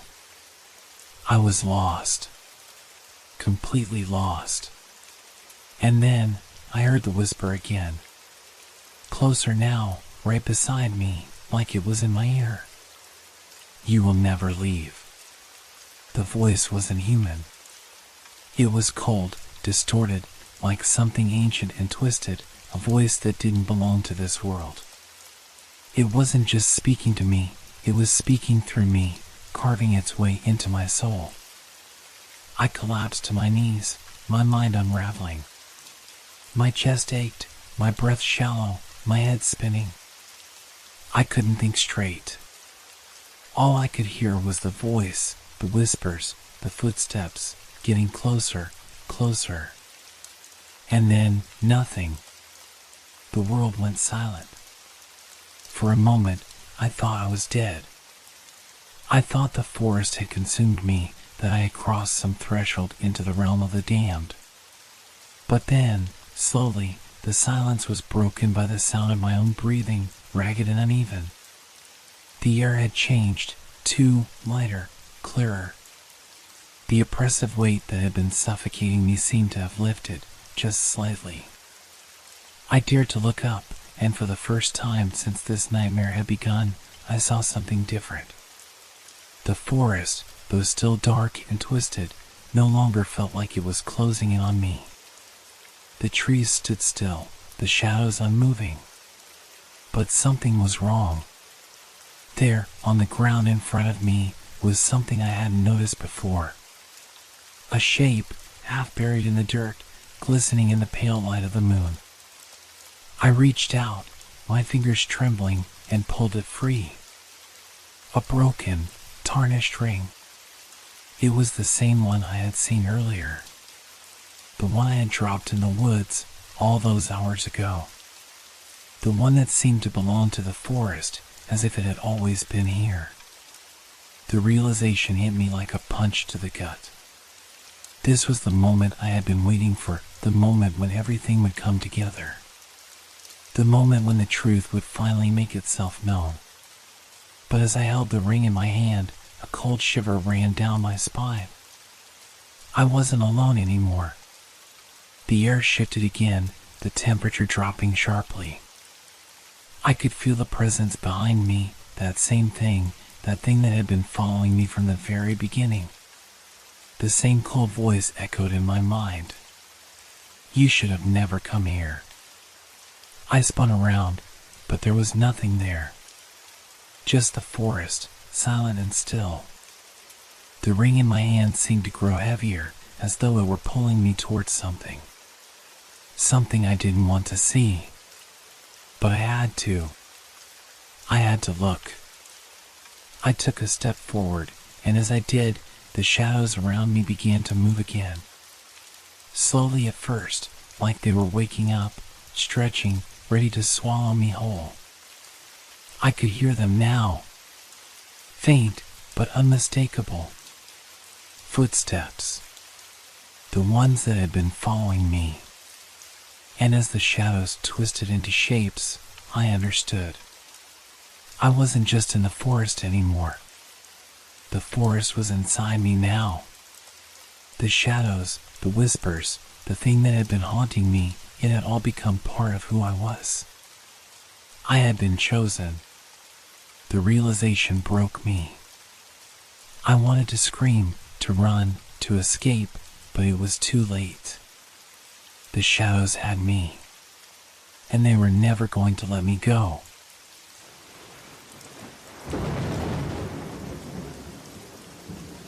Have you ever felt like something was watching you, but when you turned around, there was nothing there? At first, I thought it was just my mind playing tricks on me. But as time went on, I began to wonder, was I really alone in my own home? It started with something small, something that could easily be brushed off. I came home from work one evening, feeling the usual weight of the day's stress settle into my bones. My apartment was quiet, too quiet, in fact. It was a one-bedroom flat in the older part of town, the kind of place where the walls creaked with every breath of wind. But tonight, it felt different. I put my keys on the small wooden table by the door, as I always did. The table was cluttered with random things, letters, a half-empty coffee mug, an old magazine, but when I glanced at it just a few minutes later, something was off. My keys were no longer on the table. I searched the room, wondering if I had misplaced them. But no, they weren't there. I thought nothing of it, figuring I had absent-mindedly dropped them somewhere else. I went to the kitchen to grab a drink, and that's when I noticed it again, an empty glass on the counter that I didn't remember leaving there. I knew I hadn't been in the kitchen since I got home, so why was the glass there? And more importantly, why did it look like it had been moved? I shook my head, trying to rationalize it. Maybe I had done it without thinking. Maybe I had been distracted by something.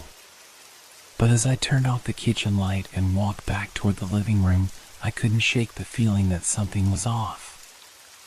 I was alone, but the silence in the apartment felt heavier than usual, as though the air itself was waiting for something. Then it happened again.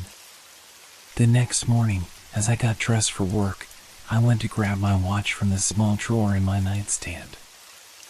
I hadn't touched it in days, but as I opened the drawer, I froze. My watch was gone.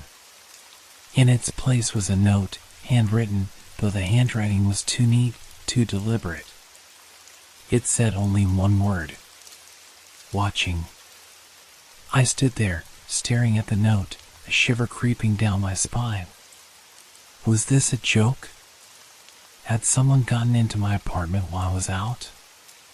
But the door was locked, and there was no sign of forced entry. No broken windows, no sign of anyone tampering with anything. My mind raced as I tried to explain it away. Maybe it was a prank, something from one of my friends. But no one knew I had a nightstand drawer like that. No one had access to my apartment. Still, I couldn't shake the feeling that something was wrong. Over the next few days, I started noticing more. Small things. At first, my shoes moved as if they'd been deliberately placed somewhere else. A book I left on the coffee table was suddenly sitting on the couch. The strangest part? It wasn't just that things were moved. It was the way they were moved. Every object, from a mug to a pen, was placed carefully, almost too carefully, as if someone had taken the time to arrange them just so. And it wasn't just objects. It was sounds, too. I'd hear something faint, like the rustle of fabric, the soft tap of footsteps on the hardwood floor when no one was there. At night, I would lie awake in bed, eyes wide open, staring at the ceiling, listening to the silence. And then, I'd hear it, a soft, barely perceptible scratch at the door. I kept telling myself it was nothing, that I was just being paranoid. After all, it was a stressful time at work. I was living alone, after all. Maybe I was just imagining things. But deep down, I knew the truth. I wasn't imagining it. Something was in my apartment. Something was moving things, watching me. And it wasn't just any intruder. It was something that had no form, no face, no identity. It was an invisible hand. The fear crept in slowly, like a chill that settles under your skin and doesn't leave. Every creak of the floorboards made my heart race. Every sound in the night felt like a threat. I wasn't sure who or what was doing this, but one thing was certain, it wasn't human. And it was getting closer. The days started to blur together. It was hard to tell where the nightmare ended and reality began. I tried to ignore it, tried to convince myself it was all in my head, but the evidence was becoming undeniable. The things that weren't where they should be, the strange whispers in the dark, the creeping feeling that something was just out of sight, always watching me. I couldn't stand the quiet anymore. At night, I kept the TV on, even if it was just static. The hum of the television seemed to drown out the noise I could never place. It wasn't just the sounds, though. It was the way the air felt, thick and heavy. It was as if every corner of my apartment was suffocating under the weight of something unseen. But the worst part? It was the way I was starting to doubt myself. I began questioning my own actions. Had I really left my coffee cup on the counter? Had I really put my keys on the table? Every time I walked into a room, it felt like a small part of my memory had been erased, like the scene had been altered in some way. My mind played tricks on me, twisting ordinary moments into something sinister. The note had shaken me, but I was too terrified to even tell anyone. How could I explain what was happening without sounding insane? Who would believe me? I tried to talk myself out of it. This was just a series of strange coincidences, nothing more. But when I walked into my living room one evening to find my phone on the coffee table, face down, I knew something was wrong. I picked it up, feeling a cold sweat begin to form on my brow. My thumb brushed over the screen, unlocking it. The wallpaper, a photo of me and my brother, taken at our last family reunion, was there. But as I scrolled through the messages, I froze. At the top of my recent texts was a message that I didn't remember sending. I know you're here. I stared at the words for a long time, my heartbeat thundering in my ears. I didn't recognize the number, and I certainly hadn't sent the message. I had barely touched my phone all day. I checked the time. It was set 2:47 a.m. I never woke up that early. I couldn't remember anything about that night, yet here it was, a message from me, sent to no I knew. The terror gnawed at me. Whoever, or whatever, was in my apartment was toying with me. The invisible hand wasn't just rearranging my things, it was getting personal. I had to do something. But what? I couldn't go to the police. They'd laugh at me. I couldn't tell my friends, they'd think I was losing my mind. The more I thought about it, the more I realized there was only one thing I could do: stay alert. Watch. Wait. And try to figure out what was really going on. That night, I set up a camera in the corner of my living room. A small, hidden one, placed just above the bookshelf, aiming directly at the couch where I usually sat. I made sure it was recording when I went to bed, knowing it would be pointless to try to sleep without some kind of evidence. I lay in bed, staring at the ceiling, every muscle tense. The seconds dragged on. My eyes refused to close. I kept thinking I could hear something, soft, subtle. A movement, perhaps. But I refused to look at the clock. I couldn't bear to check and see how much time had passed. I must have finally drifted off, because when I awoke, it was morning. The sunlight was dimly filtering through the curtains, and I was still in bed, but something felt off. I sat up slowly, scanning the room, trying to take in every detail. The camera. I rushed to check it. The footage was chilling. It showed me sleeping. Or at least, it looked like me. But there, in the shadows behind the couch, something moved. Something large, but for a split second, it was hard to define. No human shape. No clear form.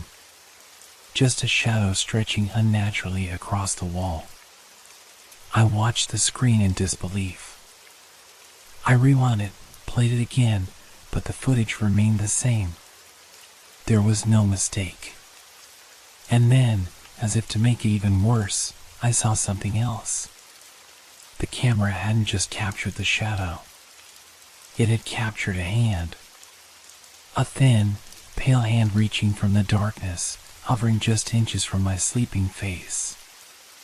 I froze. My throat went dry. The hand, if you could even call it that, lingered there for several long seconds before slowly retreating, disappearing into the darkness. I didn't sleep that night. I couldn't. But in the morning, I found something else, something small but terrifying. My phone, once again, had a message.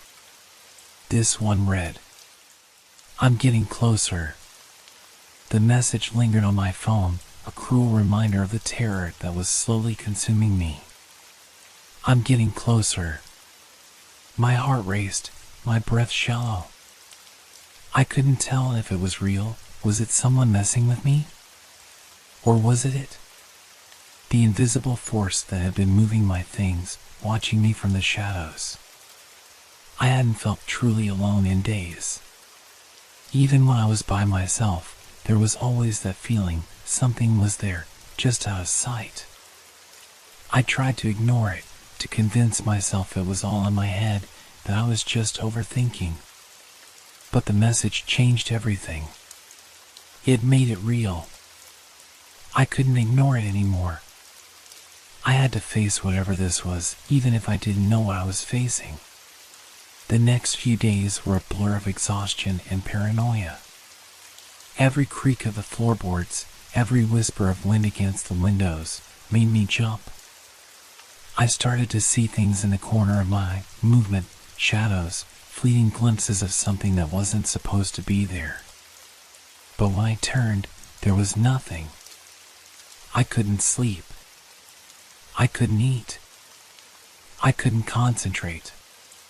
My mind kept racing back to the hand in the footage. How could something be so close to me, yet so invisible? What was it? Why was it doing this? But I didn't have any answers. I could feel it getting closer, though.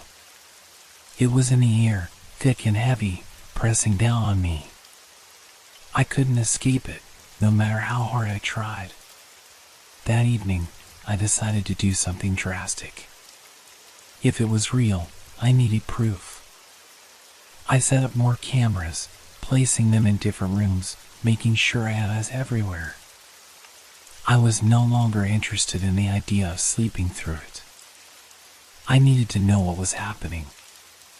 I sat in the corner of my living room, watching the cameras feed on my phone. It was almost comforting to have a way to monitor the space around me, but the peace was fleeting. I could still feel it. It was there. Hours passed, and I began to lose track of time.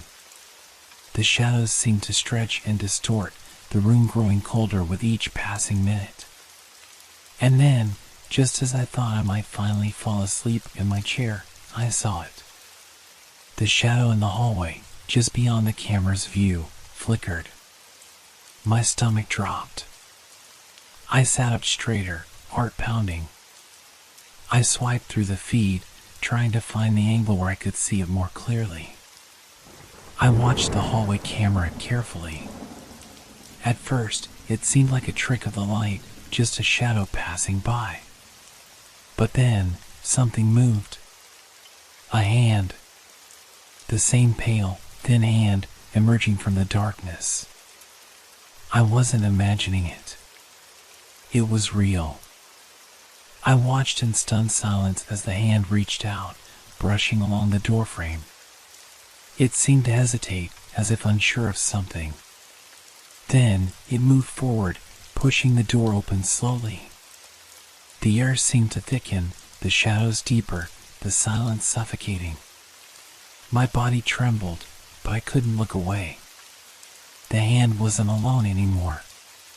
The shadows in the room began to form shapes, figures that were too distorted, too twisted to be human. I could see them now, faint outlines moving behind the door, watching me. The hand retreated, and the figures started to come closer. It was like they were drawn to me, like they knew I was watching. I felt their eyes on me, even though they had no faces, no features, just emptiness. I hit record on my phone, my fingers trembling. I wanted to run. I wanted to scream. But I was frozen. I had to know what was going to happen. The hand appeared again. This time, it moved across the camera's view, closer, closer. It brushed against the walls, like it was feeling its way through the dark.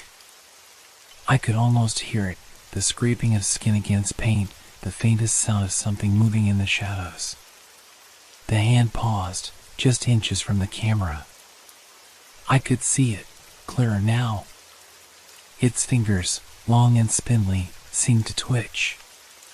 Then, without warning, it reached out, and it touched the camera. The screen went black. I gasped, dropping my phone. The silence that followed was deafening. I scrambled to turn the camera back on, but there was no signal. The feed was gone. I bolted to my feet, my heart hammering in my chest. What the hell just happened? Had it blocked the camera? Did it know what I was doing? The room was still cold. Too cold. And the shadows? They were closer now. They were everywhere. I could hear the whispers, faint but unmistakable. They were words, not really, just sounds. But they felt like voices, voices that weren't mine. I backed into the corner of the room, my eyes darting between the windows and the door. I wasn't alone anymore. I could feel them just behind me, waiting, watching. And then the worst thing happened. The door creaked open. I didn't look. I couldn't. I just stood there, frozen, as someone stepped inside. The invisible hand was not just a shadow anymore. It had a presence. It was here. I couldn't breathe. I pressed my back against the cold wall, my limbs stiff with terror. Every part of me screamed to run, to escape, but my legs wouldn't move. I stared at the door, now fully open, the dim light from the hallway casting long, unnerving shadows across the floor. I could hear it. The faintest sound, like a whispering breeze, but it wasn't the wind. It was something else. Something more sinister. I felt my heart racing in my chest, the pounding in my ears drowning out everything else. Don't look. Don't look back. I couldn't resist. My body betrayed me. Slowly, I turned my head, my eyes locking on the doorway, the space just beyond it. Nothing. But I could feel it. A presence. Something there, but unseen. It was like being watched by 1,000 eyes that weren't visible, just the weight of them pressing down on me. The air felt heavier, thicker. The darkness at the edge of the room stretched, as if it was alive, waiting for something to cross into it. I swallowed hard. The silence was suffocating. Then, the whispering came again. This time, louder. Not words, but noises, like shifting cloth or the scratching of fingernails against glass. I could almost feel the touch, the invisible hand reaching out toward me. I wasn't imagining it. This was real. The floor creaked behind me, followed by the distinct sound of slow, deliberate footsteps.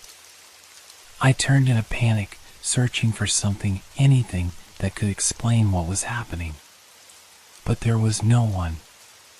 No one I could see. And yet, I knew. It was coming closer. It wasn't just a presence anymore. It was like an uninvited guest, moving through my space, making itself known in the smallest of ways. The air turned colder, biting at my skin, and I saw my breath mist in front of me. The footsteps stopped. I tried to steady myself, but my hands were shaking too violently. I was trapped in this room, the walls closing in, the shadows creeping closer. Then, without warning, the door slammed shut. The sound echoed in the room, making my chest tighten in fear. The light flickered once, twice, before going completely dark. My mind raced. I needed to leave. I needed to escape. But I couldn't even see the door anymore. The darkness was absolute. The whispers grew louder, more distinct now. It wasn't just one voice, it was a chorus of them, muffled, disjointed. They were calling my name. Or maybe they weren't. Maybe it was just my mind playing tricks, but it felt so real, so close. I stumbled forward, reaching for the light switch, but my hands met only the cold wall. I couldn't tell if I was moving in the right direction or if I was just spinning in place. The room felt like it was stretching out, growing larger and more suffocating with every passing second. A soft breeze brushed across my face, like a gentle caress. It wasn't a breeze from the window, it was something else. It moved, quick and deliberate, and I felt it more than I saw it. It's here. I turned my head, my eyes straining to catch a glimpse of something, anything, but it was like staring into a void. Nothing. But that sensation of being watched, of being pursued, was overwhelming. The whispers were everywhere now, like they were right beside me, in my ears. My breath came in ragged gasps. I could feel the air moving, swirling around me. I had to fight the urge to scream. If I screamed, it would know. It would know I was afraid. And then it touched me. It was light at first, a mere brush against my shoulder. Cold. Unnatural. But the sensation was enough to freeze me in place. My body went rigid, and I felt the world tilt beneath me.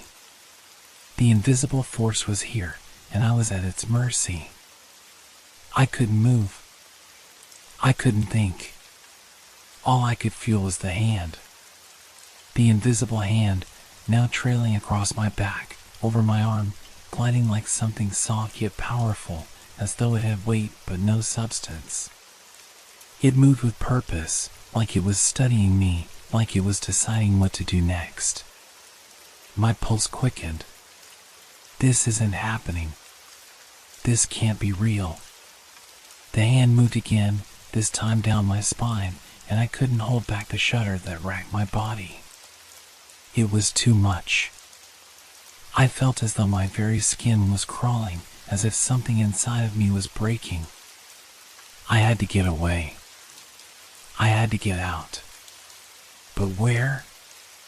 The room felt smaller, the walls closing in, the space shrinking around me. In that moment of panic, my foot collided with something solid, and I stumbled. My breath hitched. I couldn't even tell what it was in the dark, but I had to get away from it, whatever it was. I twisted and turned, feeling along the wall for an exit, anything to escape the suffocating darkness. Then, just as suddenly as it had all started, the hand was gone. The whispers stopped. I was alone. I stood there, gasping for breath, my heart still thundering in my chest. The room was silent. Still. Empty. But I knew, deep down, it wasn't over. The hand hadn't just disappeared. It had retreated. It was waiting for me to let my guard down again. I couldn't escape. I couldn't outrun it. The invisible hand would be there, always just out of reach, watching, waiting. I couldn't shake the feeling that I was being watched. Every moment felt like the calm before a storm, the kind where you know something is coming, but you can't predict what or when. My heart, still racing from the earlier encounter, hadn't slowed. It had only deepened my paranoia. Every creak of the floorboards beneath my feet felt deliberate. Every breeze that swept through the room sent a shiver down my spine. It was there again. I could feel it, even in the silence. Something brushing against the edge of my awareness, just beyond my sight. It was impossible to ignore. I stood frozen in the middle of the room, every muscle tense, fighting the urge to bolt. The darkness around me felt like it was closing in, and yet, it wasn't the darkness that terrified me anymore, it was the presence. I tried to calm myself, tried to reason with the chaos in my mind. This isn't real. You're just tired. You're imagining things. But the rational part of my brain was losing its grip. The longer I stood there, the more the air seemed to grow thick, suffocating. I felt trapped, and worse, I felt like something knew I was trapped. The whispering started again. It was faint at first, like a rustling in the distance, a murmur that didn't quite form into words. But as I strained to listen, the whispers became clearer. The voices weren't overlapping, they were each distinct, and each one was calling to me. My name. The sound was so soft it barely registered, but it was unmistakable. And terrifying. It's in here with me. It's in my head. I pressed my palms against my ears, but the voices wouldn't stop. They were everywhere, circling me, closing in like a storm, suffocating me with their presence. I couldn't think. I couldn't breathe. The whispering felt like fingers tracing the inside of my skull, pulling apart my thoughts, scattering them into fragments. But then I heard something different. A thud.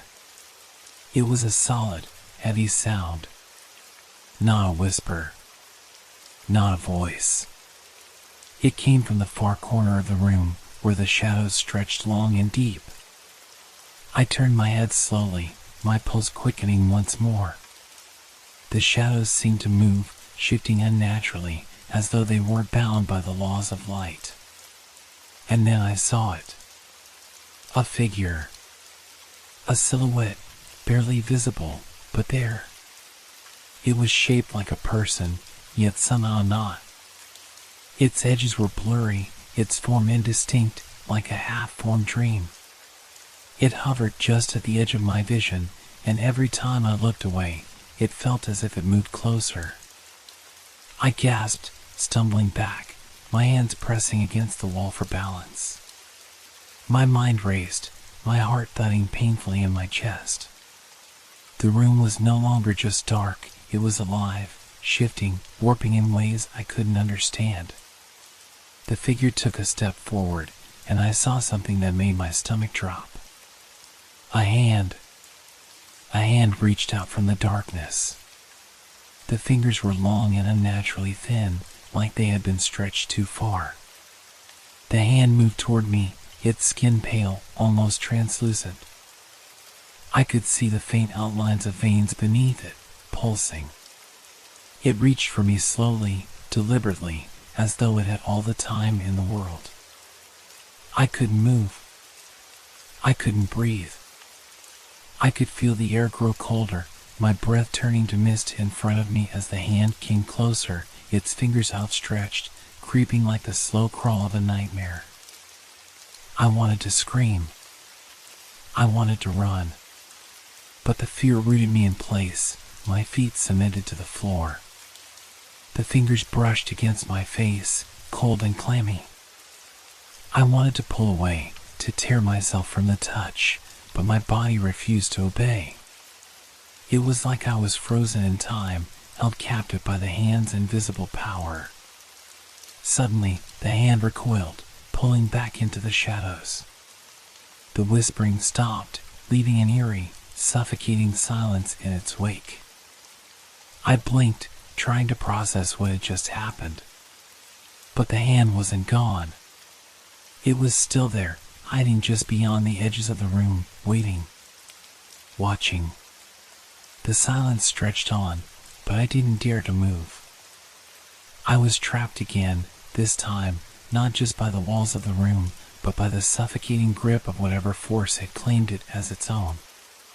My mind raced in a frantic blur, trying to make sense of what I had just experienced. It can't be real. This can't be real. But deep down, I knew it wasn't over.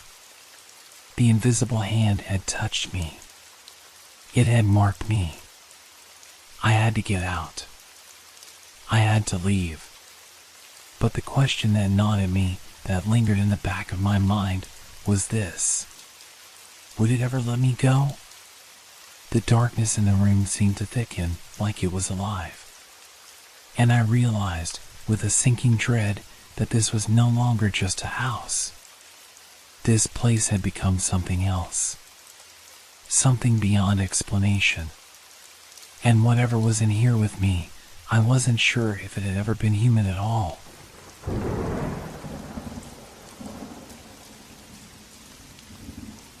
I woke up to the sound of my alarm clock. The digital numbers on the display blinked 6 o'clock in the morning, just like they always did.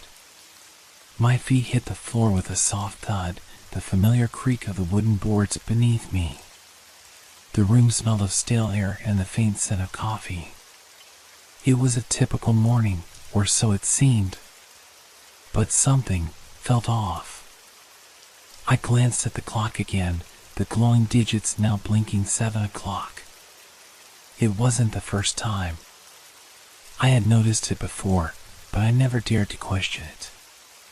The days always seemed to start and end the same way. Always at 6 in the morning and always at 7 in the evening. The hours in between? A blur. A fog. Time stretched out in strange ways, moving fast, yet somehow too slow. I couldn't remember the last time I had truly felt like a day had passed normally. It was like I was stuck in a loop. I dressed quickly, not thinking much about it. A shower, breakfast, the usual motions. But my thoughts kept returning to the strange feeling that something was wrong. I walked around the apartment, looking at everything as though it was all new to me. The couch, the coffee table, the kitchen counter. They all felt out of place. Unfamiliar, yet I knew them so well. Then there was the clock. It ticked incessantly, its seconds dragging on longer than they should have. I tried to ignore it, but the tick-tock seemed to echo in my mind, making my head feel heavy. I glanced at the clock again, 7 o'clock, just like before. I paused, staring at it. Was this really happening? I had never paid attention to time before like this. It wasn't like I was on a strict schedule. But lately, this cycle, this relentless repetition, had started to gnaw at me. It felt like something was controlling the minutes, like they weren't my own. The more I tried to shake off the feeling, the more it seemed to take root. I moved into the living room, trying to distract myself. The sunlight streamed through the windows, casting long shadows across the floor. It should have been a peaceful morning. But every little sound, the birds chirping outside, the distant hum of traffic, even the faint hum of the refrigerator, seemed too loud, too sharp. I couldn't escape the feeling that something was watching me. I was starting to lose track of my thoughts. Every time I looked at the clock, it seemed like I was falling behind. The minutes felt longer, stretched thinner. When I finally sat down on the couch, I noticed something strange. The clock had changed again. It was now 8 o'clock. I jumped up, my heart racing. I could feel it now. I wasn't imagining things. This wasn't just a random glitch or some trick of the mind. Something was wrong. The day, I realized, was too short. It always ended too soon. Panic started to rise in my chest as I ran to the window, hoping to find some sign of normalcy. But the world outside seemed just as distorted. The trees in the distance stood unnaturally still, as if frozen in time. The streets were eerily empty, no cars, no pedestrians. Just a quiet, lifeless void. And then, I heard it. A soft scratching sound coming from somewhere in the corner of the room. I turned quickly, but there was nothing there. Just an empty room.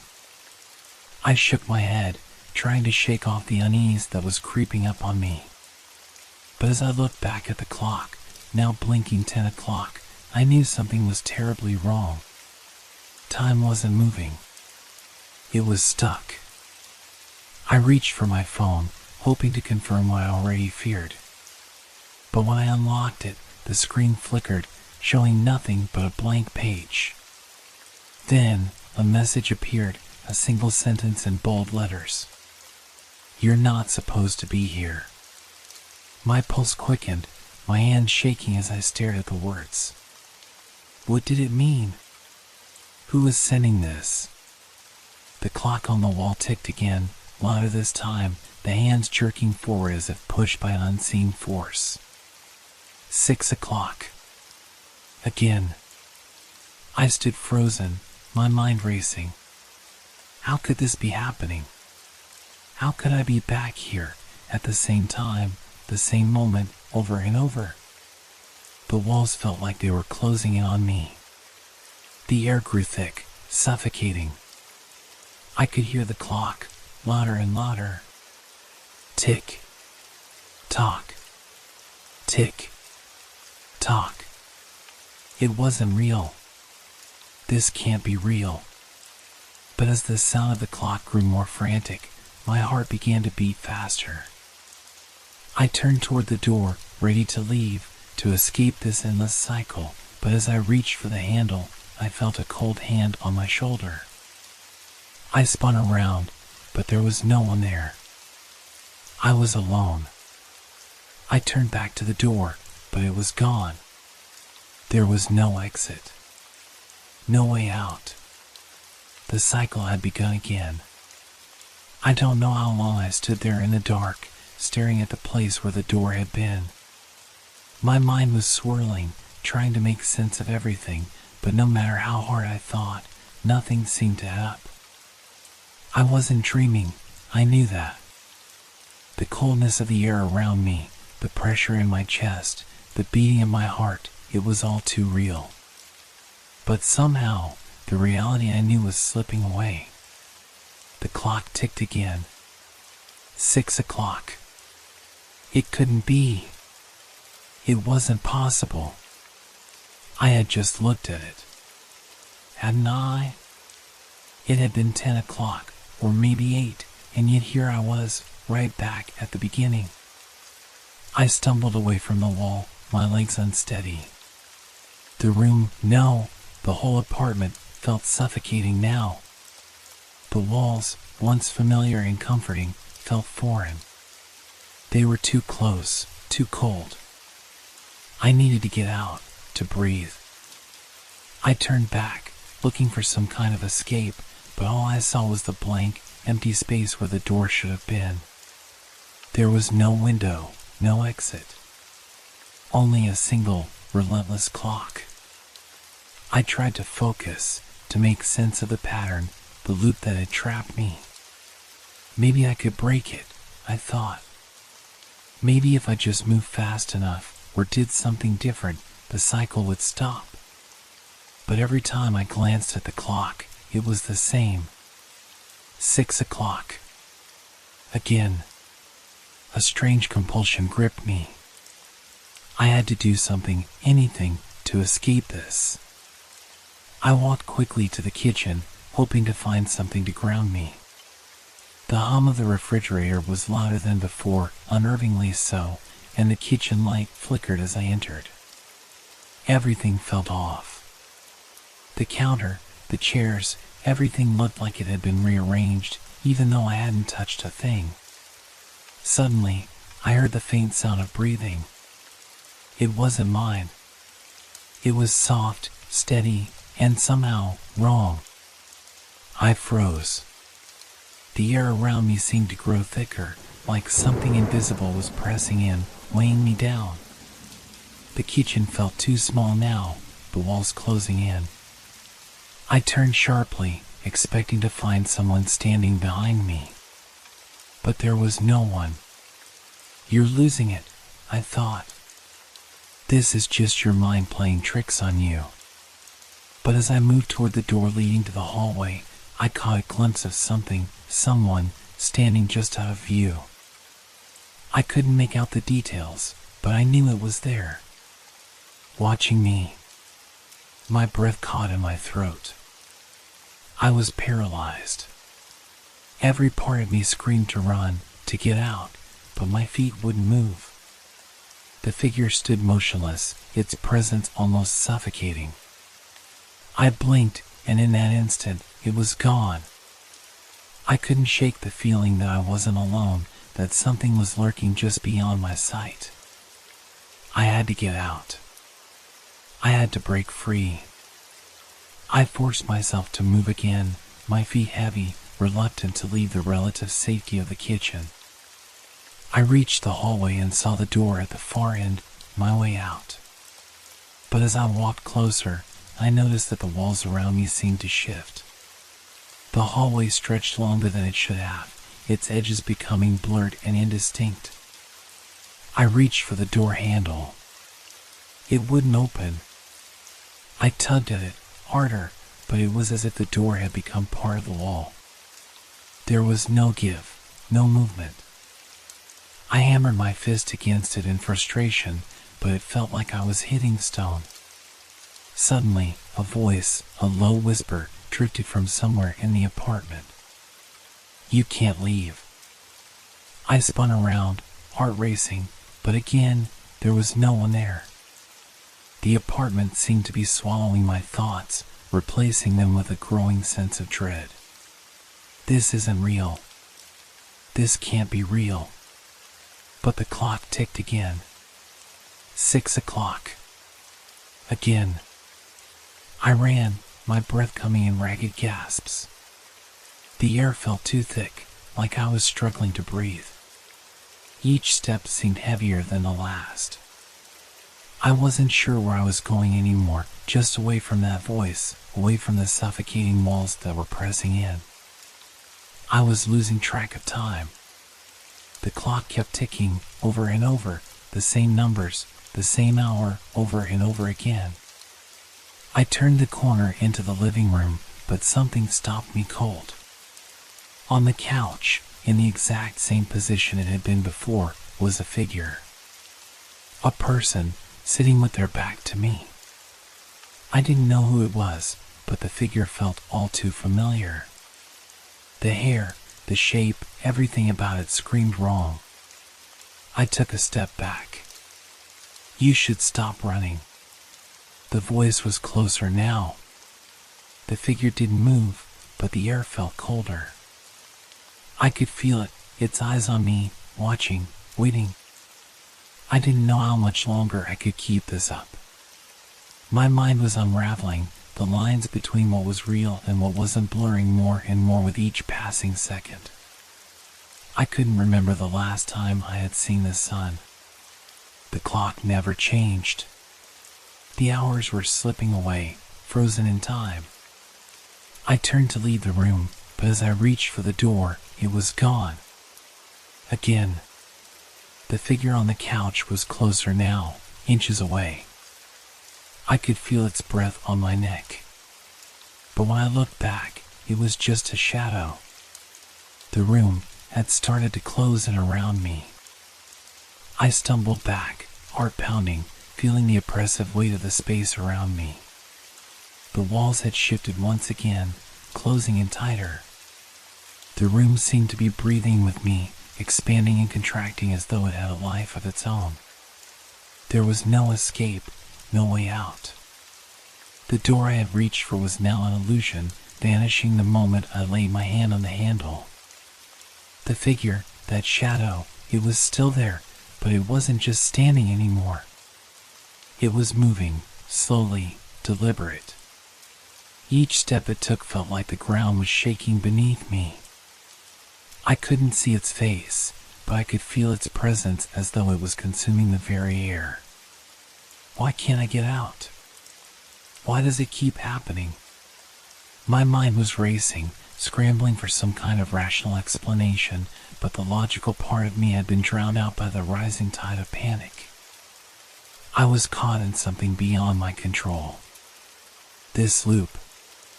The clock, ticking relentlessly, mocking me. 6 o'clock again. Always 6 o'clock. I couldn't understand why I hadn't broken free, why the same pattern kept playing out, but the more I tried to escape, the tighter the grip on me seemed to get. Every corner I turned, every room I entered, it was all the same. The same walls, the same shadows, the same eerie silence broken only by the relentless tick of the clock. I looked at the figure again. It was closer now, and I could feel its gaze on me, even though its face was hidden in darkness. My hands shook, my knees felt weak, and I wanted to scream, but the words wouldn't come. I could hear the whispers, faint at first, then louder, clearer. "It's already too late." The words sent a jolt through me. Too late for what? For escape? For sanity? I took a step back, my breath shallow, trying to calm myself, but everything inside me screamed to run. To get away. The figure began moving again, slowly, circling around me. The room seemed to bend and warp, stretching out in impossible directions. I was dizzy. My body ached as though I'd been running for hours, though I hadn't moved an inch. 6 o'clock. Always 6 o'clock. I couldn't break the cycle. It felt like I was locked in a loop that only deepened the more I fought it. And the figure, was it getting closer? Or was I just losing my grip on time and space? The walls were closing in tighter. My chest felt heavy. I couldn't breathe. The whispers grew louder now, filling the room, each one laced with something darker, more insistent. We told you. You can't leave. Not now. Not ever. I closed my eyes, shaking my head, trying to shut it all out. This isn't real. This can't be real. But no matter how hard I tried, the shadows, the whispers, the pressure, it all felt too real. I couldn't escape the feeling that I was being watched, trapped inside this never-ending cycle. Was I losing my mind? I had to do something. Anything. I couldn't just stand there and wait for it to consume me. There had to be a way out. I had to break the loop, had to make it stop. I forced myself to move. I turned, running down the hall, toward the back of the apartment, hoping, praying that there was a way out. But the hallway stretched infinitely. Each step I took felt like I was moving backward, as if the distance I had traveled was being erased the moment I made it. I'm not getting anywhere. The clock ticked louder now, a deafening, maddening sound. It felt like the very air vibrated with its relentless rhythm. 6 o'clock. I stopped dead in my tracks. I couldn't remember when I had last seen the clock. Was I ever even outside of this loop? Had I ever truly escaped, or had I been here all along? The figure was closer. I could feel its presence behind me now. My pulse quickened, my heart thundering in my chest. I could smell something in the air, something metallic, like blood. The shadows were thick, darker now, swallowing the light, twisting into shapes I couldn't understand. You can't run. It was too much. My mind was spiraling. There had to be an explanation. There had to be a way out. But the more I tried to reason, the more everything around me seemed to slip further out of my grasp. The walls felt alive now, pressing in with a silent, crushing force. I turned again, looking back down the hallway. There, in the darkness, stood the figure. No longer a shadow, no longer an illusion. It was there, watching. I felt the ground beneath me shake, and then a crack. A sound so loud, so sharp, it shattered everything. The walls splintered, the ceiling groaned. For a moment, I thought the entire apartment was collapsing in on me. But then everything stilled. The clock ticked. 6 o'clock.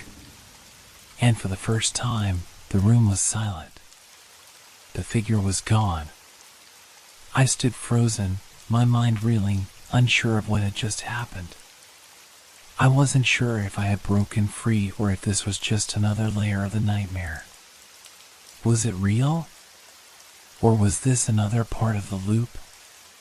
Had I really escaped, or was this just the beginning of something worse? I didn't know. I didn't know anything anymore. The only thing I was sure of was the clock. 6 o'clock. Always 6 o'clock. The silence was suffocating. I stood there, breathing shallowly, my eyes darting around the room, desperate to understand what had just happened. The clock ticked relentlessly. 6 o'clock. It hadn't changed. But now, there was something else. Something deeper beneath the surface of this place. Was I free, or had I just been pulled deeper into this unending cycle? I took a step forward, my mind racing. The air felt thick, almost viscous. The floor beneath my feet creaked as though the house itself was watching me, waiting. The walls seemed to be leaning in, pressing down, making the space feel smaller, more suffocating. Every movement felt slow, deliberate, as though the world itself was hesitant to let me leave. I wanted to run, but where could I go? I had already tried every door, every window, every possible escape. They all led to the same endless loop. The same 6 o'clock. The same unchanging darkness. I walked through the hallway cautiously, my footsteps echoing like they were coming from a place far away.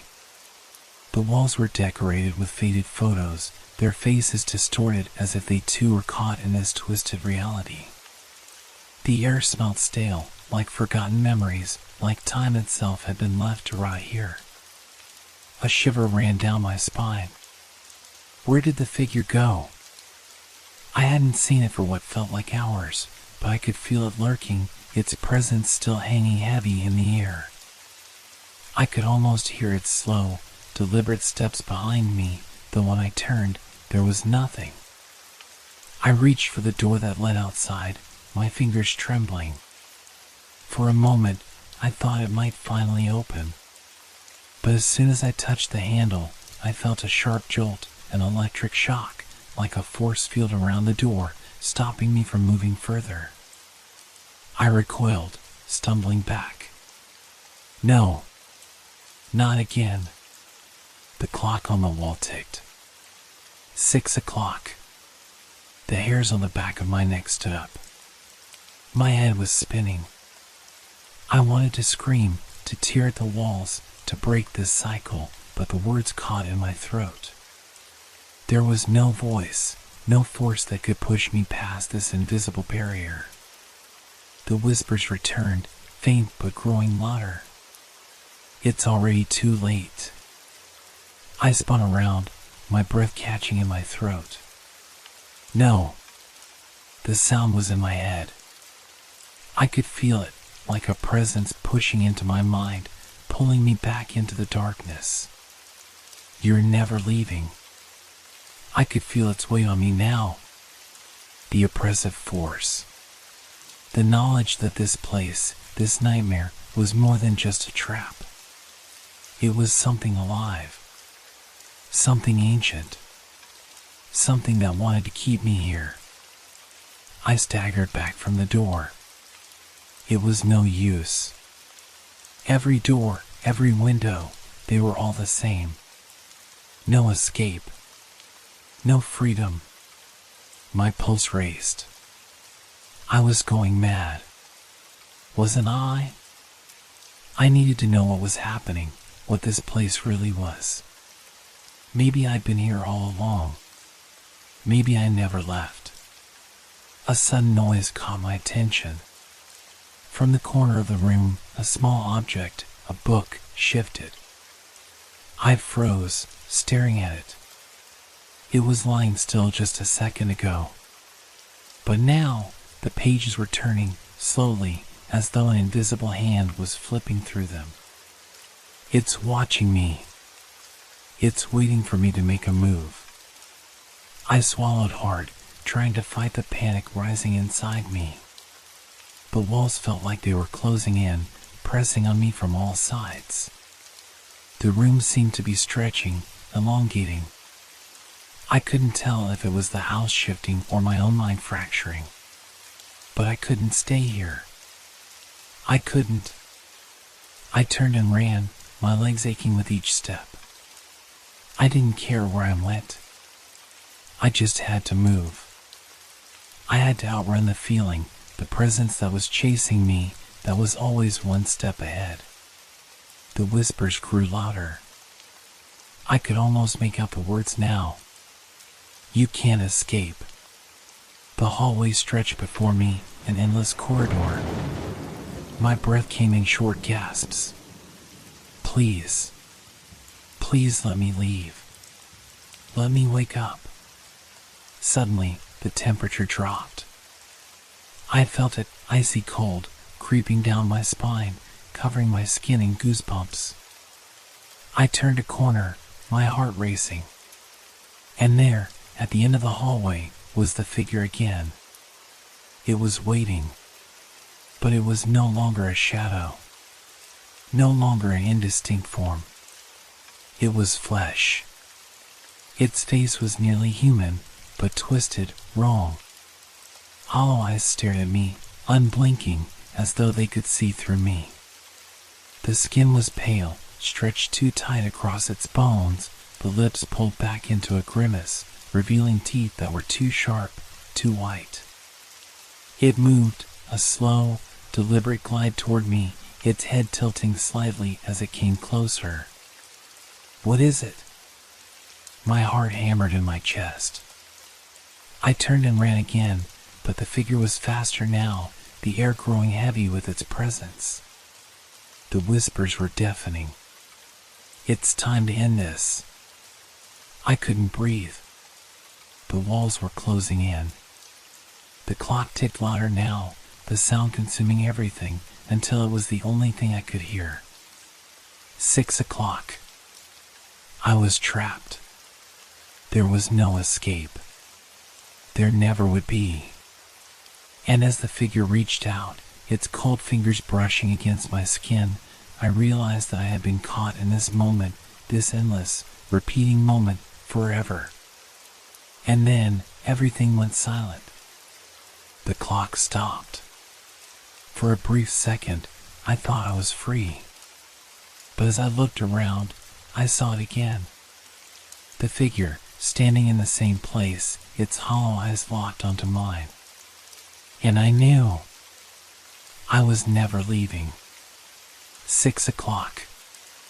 Always 6 o'clock. The silence was suffocating. I stood there, breathing shallowly, my eyes darting around the room, desperate to understand what had just happened. The clock ticked relentlessly. 6 o'clock. It hadn't changed. But now, there was something else. Something deeper beneath the surface of this place.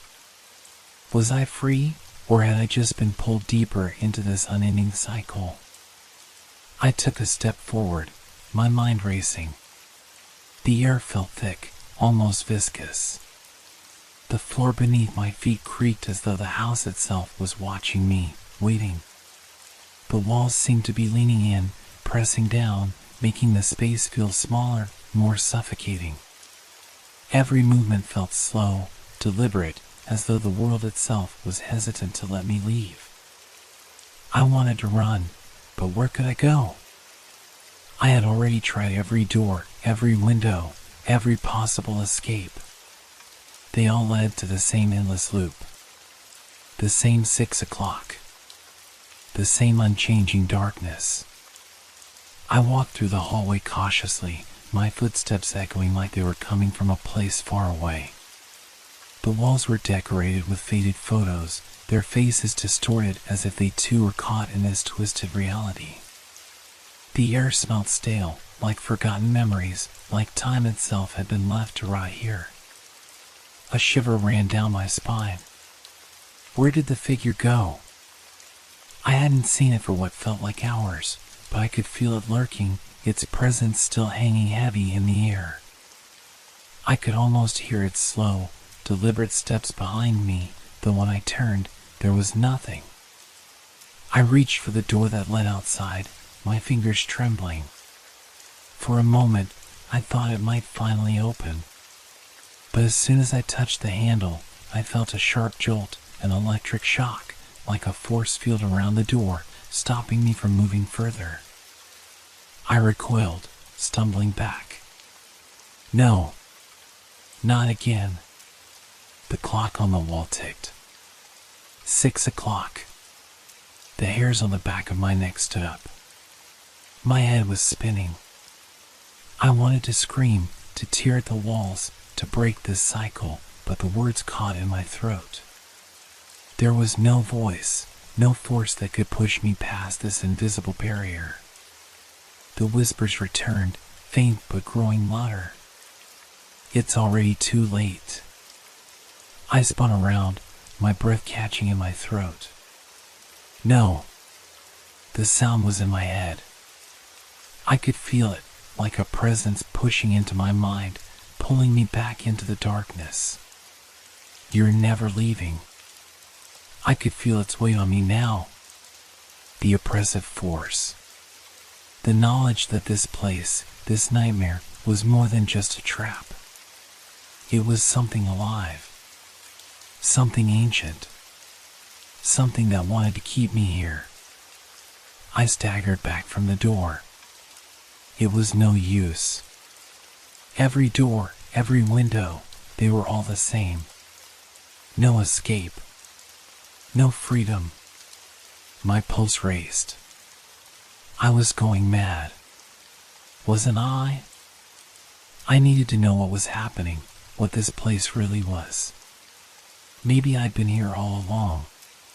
Maybe I never left. A sudden noise caught my attention. From the corner of the room, a small object, a book, shifted. I froze, staring at it. It was lying still just a second ago. But now, the pages were turning, slowly, as though an invisible hand was flipping through them.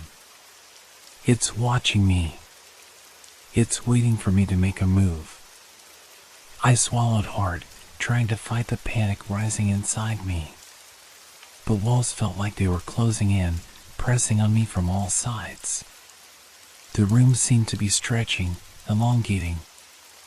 I couldn't tell if it was the house shifting or my own mind fracturing. But I couldn't stay here. I couldn't. I turned and ran, my legs aching with each step.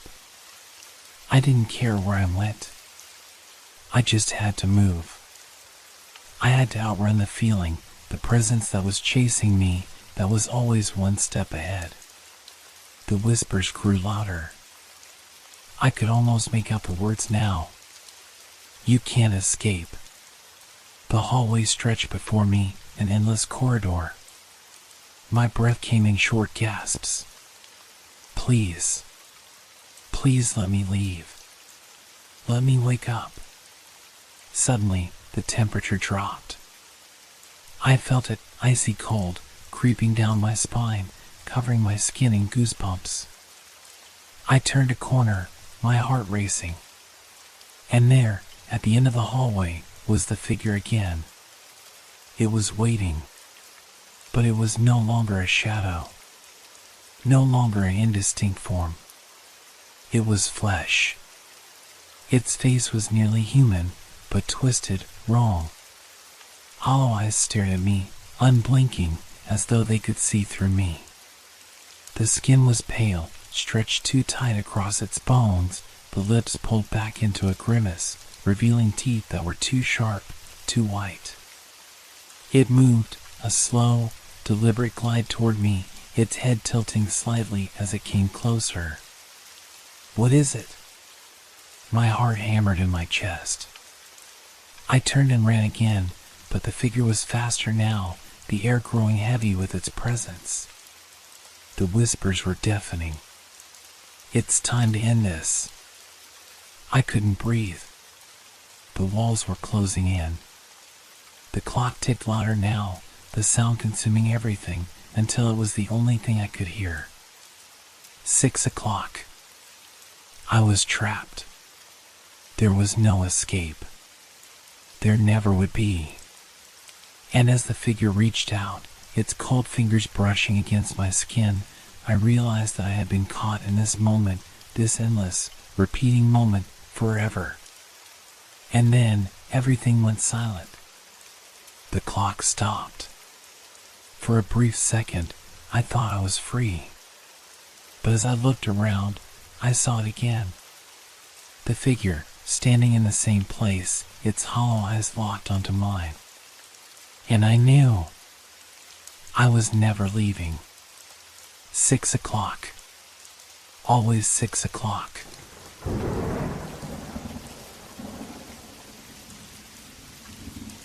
What if we never get out?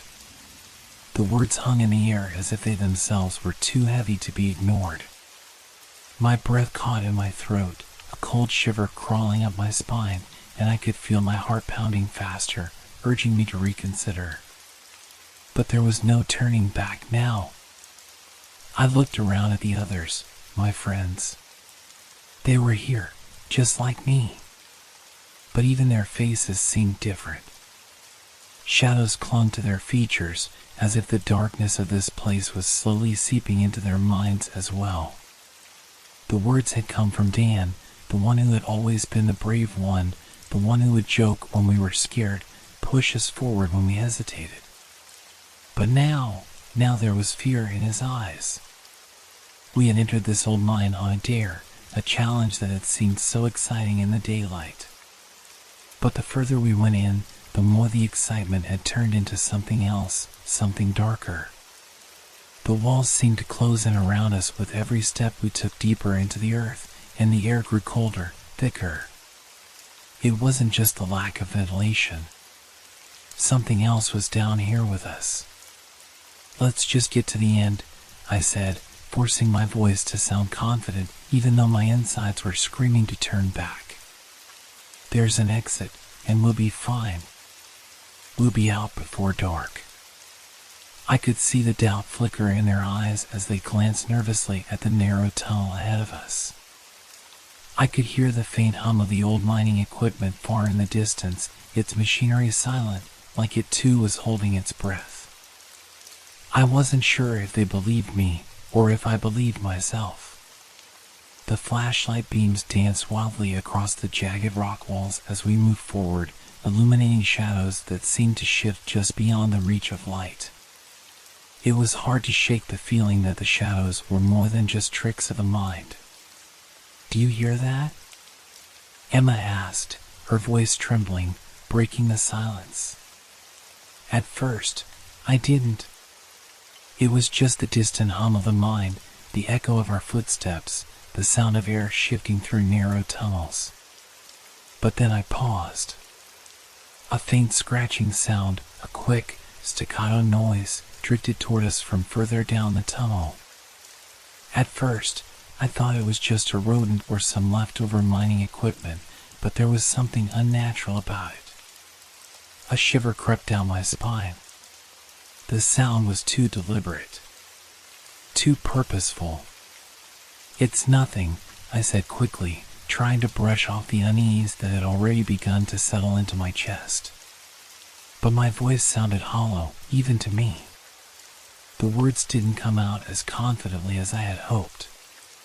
We continued walking, the sound of the scratching growing louder.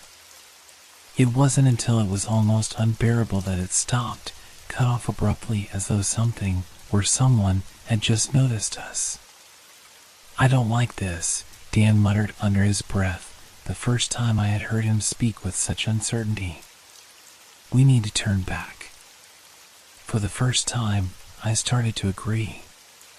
There was a weight in the air, like something was closing on us. Something we couldn't see yet, but it was there, lurking just beyond our perception. I was about to suggest we go back when the ground beneath us trembled. At first, it was a gentle vibration, just a subtle quake, but then it grew stronger, a deep rumble that made the walls groan and crack, dust falling from above. The flashlight beams flickered and then died. One by one, the lights went out, leaving us in total darkness. "Shit," Emma gasped. "What the hell is going on?" I felt my pulse race. The silence that followed was oppressive, pressing in on me, suffocating me. Every little noise seemed amplified, every breath an echo in the stillness. I fumbled for my phone, hoping to use the flashlight, but there was nothing. No signal. The connection was gone. Panic began to rise in my chest. "Dan?" I whispered, my voice cracking. There was no answer. I reached out in the dark, my hands brushing past cold stone, but I couldn't find him. The others were gone. It felt like the walls were closing in, the tunnel narrowing, the air growing colder and heavier. And then I heard something else. A low, guttural growl, like an animal. But it wasn't an animal. It was too deep, too unsettling. It came from just around the corner, close enough that I could feel its breath on the back of my neck. A chill shot through me, and I froze, my blood running cold. Something was here, and it wasn't going to let us leave. I was wrong. There was no way out. My heart raced in the pitch-black silence. The growl echoed in my ears, vibrating through the ground beneath me. I could feel the presence in the darkness, moving just out of reach, waiting. Dan? I whispered again, this time louder, desperation creeping into my voice. No response. My hands shook as I searched through the blackness, my fingers brushing against rough stone, but there was no sign of my friends. They were all lost to the dark now, just like me. The air felt thick, suffocating, and it was growing colder by the second. My breath came out in invisible clouds, though I knew it wasn't that cold in the mine. Something was wrong. Something unnatural. Then, a faint scrape, a shuffle, came from just ahead. Something was moving, something large. My pulse quickened, and I took a shaky step back, my legs trembling beneath me. Whatever was in the dark with me, it was getting closer. I couldn't see it. I couldn't even imagine it, but I felt it. I reached out, my hand pressing against the wall for support, my fingers brushing against something soft. My breath hitched. It wasn't the rough stone anymore, it was something entirely different. A body. Emma? My voice broke through the silence. Is that you? No response. I pulled my hand back quickly, my heart pounding in my chest. It wasn't Emma. I wasn't sure what it was, but I was certain it wasn't human. The growl came again, closer now, and I felt the ground shift beneath me. Suddenly, a distant light flickered in the distance, just barely visible through the gloom. It wasn't much, but it was enough to fill me with a strange hope. I wasn't alone. I wasn't totally lost. With a shaky breath, I started to move toward the light, my feet stumbling over uneven rock. Every step felt heavier than the last, as though the darkness itself was trying to pull me back, to keep me from escaping. The light was moving now, swaying like a beacon, drawing me closer. And then, through the haze of panic, I thought I heard something familiar, voices. Dan? Emma? I called again, more urgently this time. My breath was ragged, each word barely escaping my throat. I quickened my pace, my mind set on the flickering light ahead, but as I drew closer, I saw that it wasn't a flashlight, like I had hoped. It was a figure. A tall, hunched figure, draped in shadows, its back arched unnaturally. The light wasn't coming from the figure itself, but from something in its hand, an old lantern, the flickering flame casting long, twisted shadows on the walls. It was standing still, facing away from me, its form too strange to be human. My stomach twisted in knots as I slowed my steps. The growl sounded again, this time louder, more guttural. I took another step back. The figure slowly turned its head, and that was when I saw its face. Or what used to be its face. It was an abomination, skin stretched tight over bone, eyes dark and hollow, like two empty sockets staring into the very soul. Its mouth was a gaping void, as though it had been torn open and left to fester. A dark, wet mass of hair hung from its head, dripping slowly like some kind of liquid darkness. It didn't speak. It didn't need to. I could feel it in my bones, This was no ordinary creature. It was ancient, something older than the mine itself. And it had been waiting for us. I stumbled back, my mind scrambling to make sense of what I was seeing. Was this real? Was I hallucinating? The creature took a step forward, dragging its body in jerking motions, its eyes never leaving me. I turned to run. But the moment I did, the ground beneath my feet gave way, and I tumbled into nothingness. The drop was too sudden, too deep.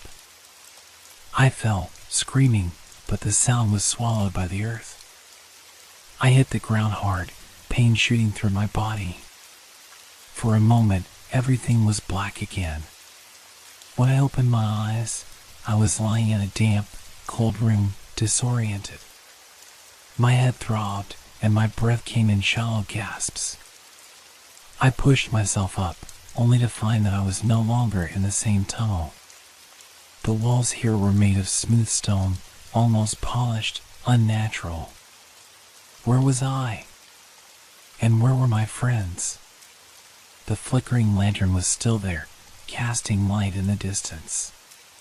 But there was no creature now, only the oppressive silence. I stood up, shaky on my feet, and looked around. The air was thick, stifling, and the feeling of being watched was stronger than ever. There was something in the shadows beyond the light, a movement, a shift in the dark. I wasn't alone. And worse yet, I was deeper than ever. I had to find my friends. I had to find a way out. But I couldn't shake the feeling that the deeper I went, the less I was in control of what was happening. That something down here didn't want me to leave.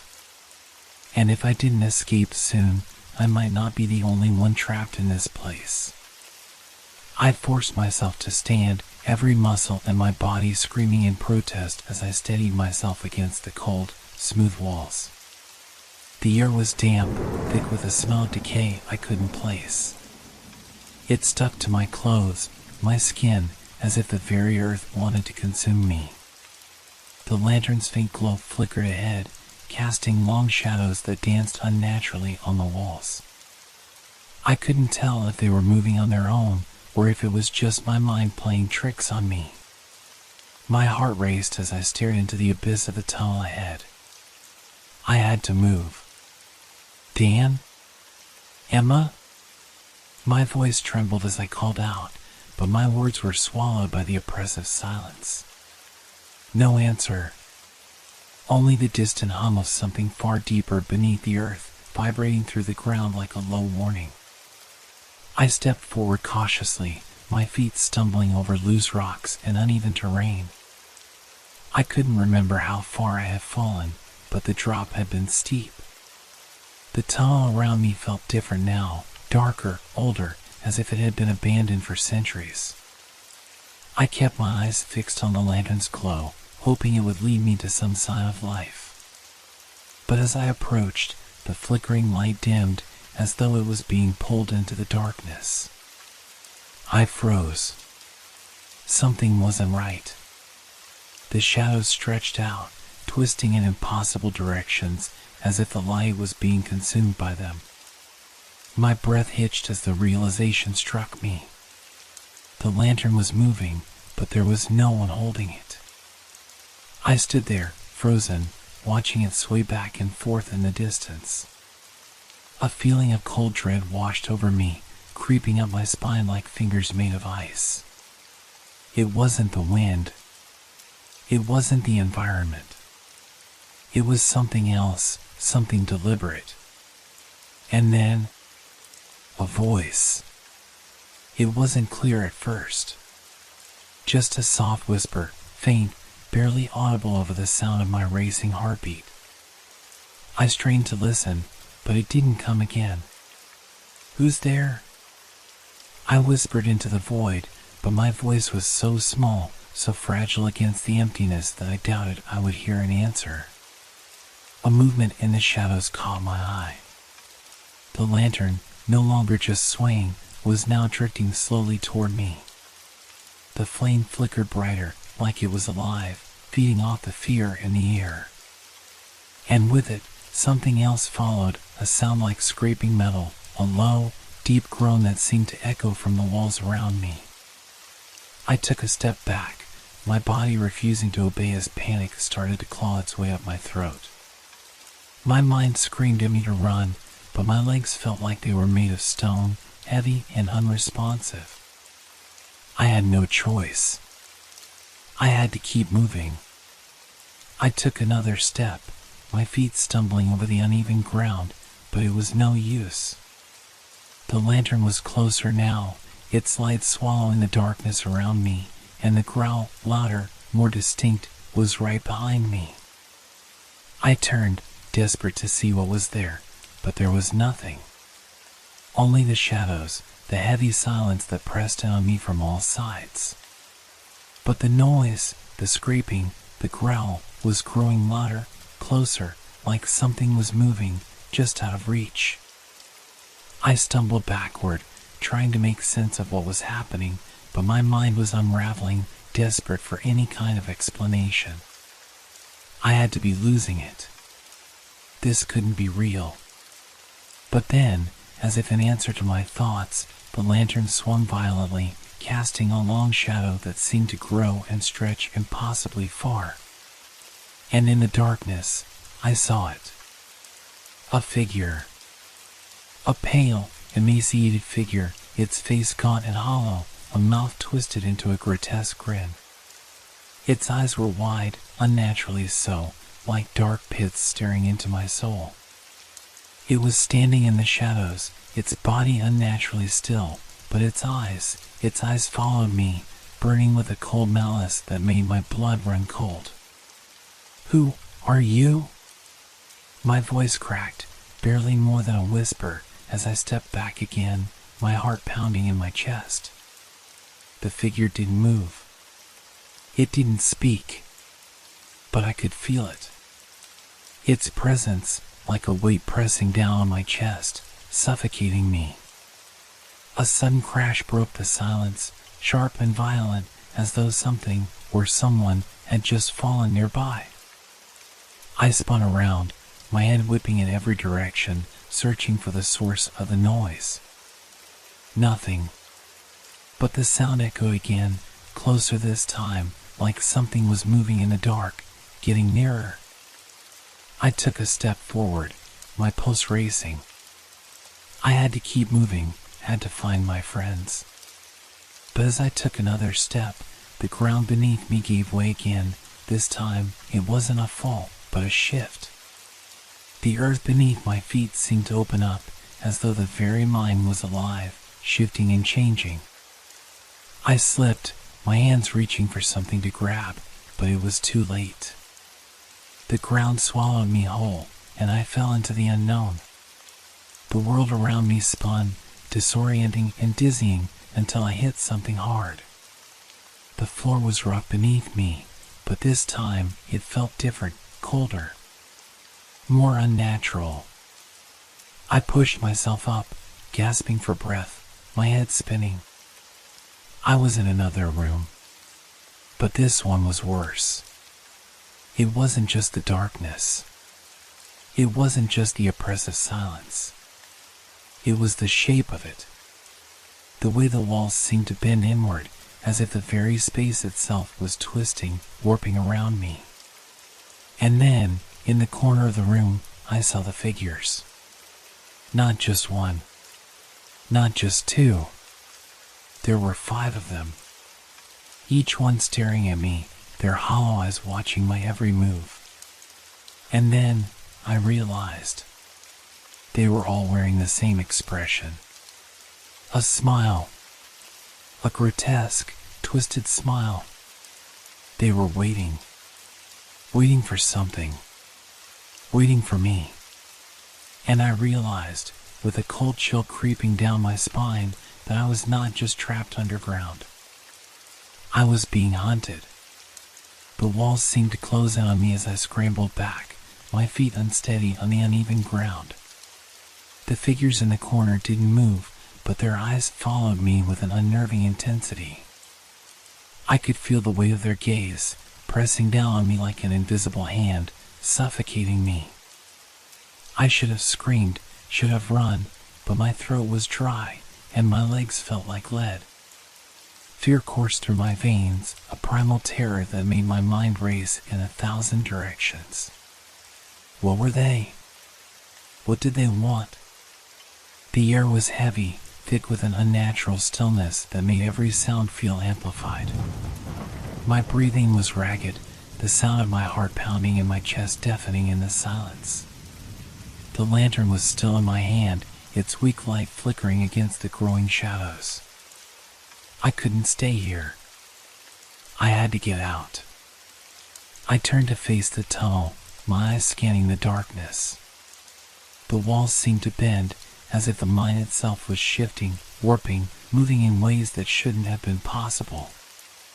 It felt like the entire world was against me. A scraping sound echoed from the shadows behind me, and I whipped around, every muscle in my body tensed.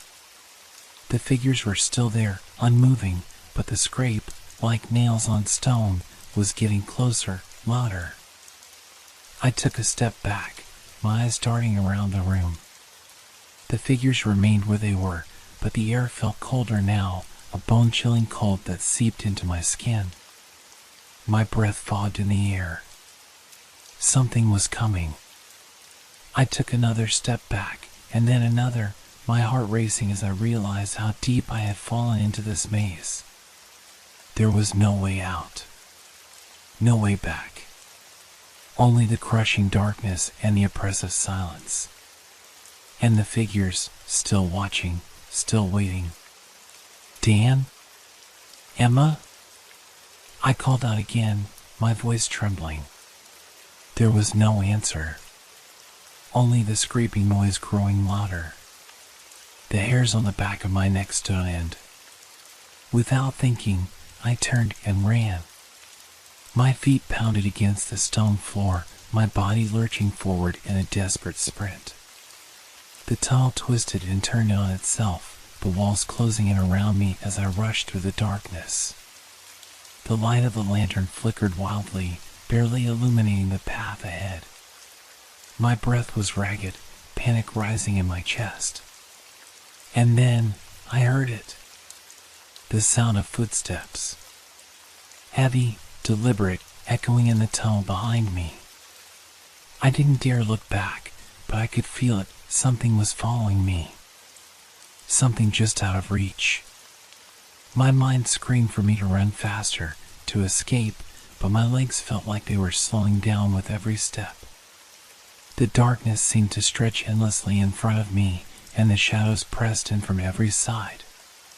The scraping noise came again, louder this time, and I stumbled, my foot catching on something jagged. I fell forward, landing hard on my hands and knees, the lantern skittering out of reach. I gasped for breath, my heart pounding in my chest. The world spun around me, and the ground felt like it was shifting beneath me. I pushed myself up, but as I did, something caught my eye. The lantern.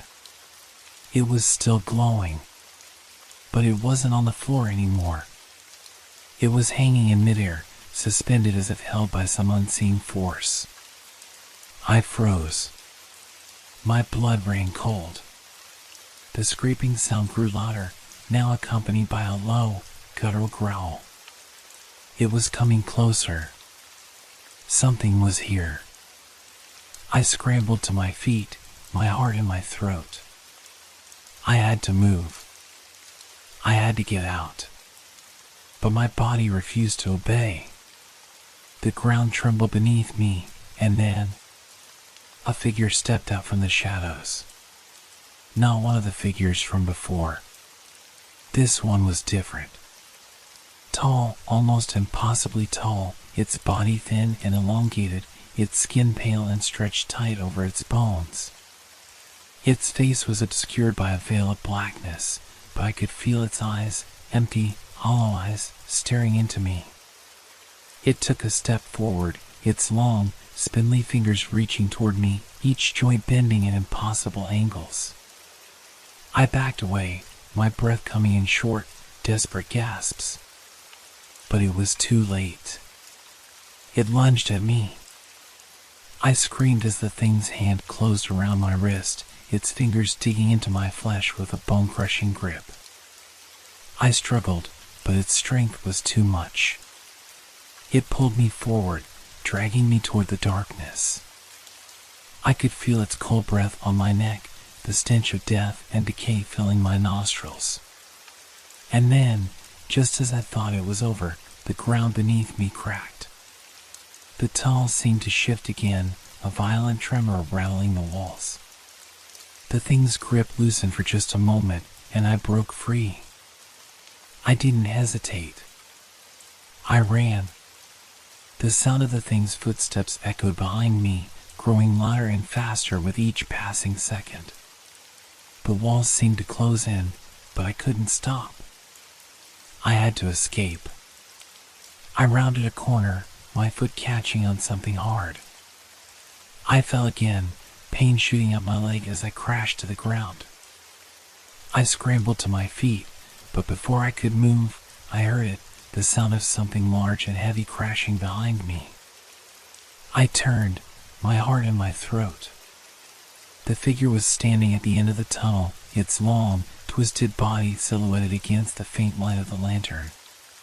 It was watching me, waiting.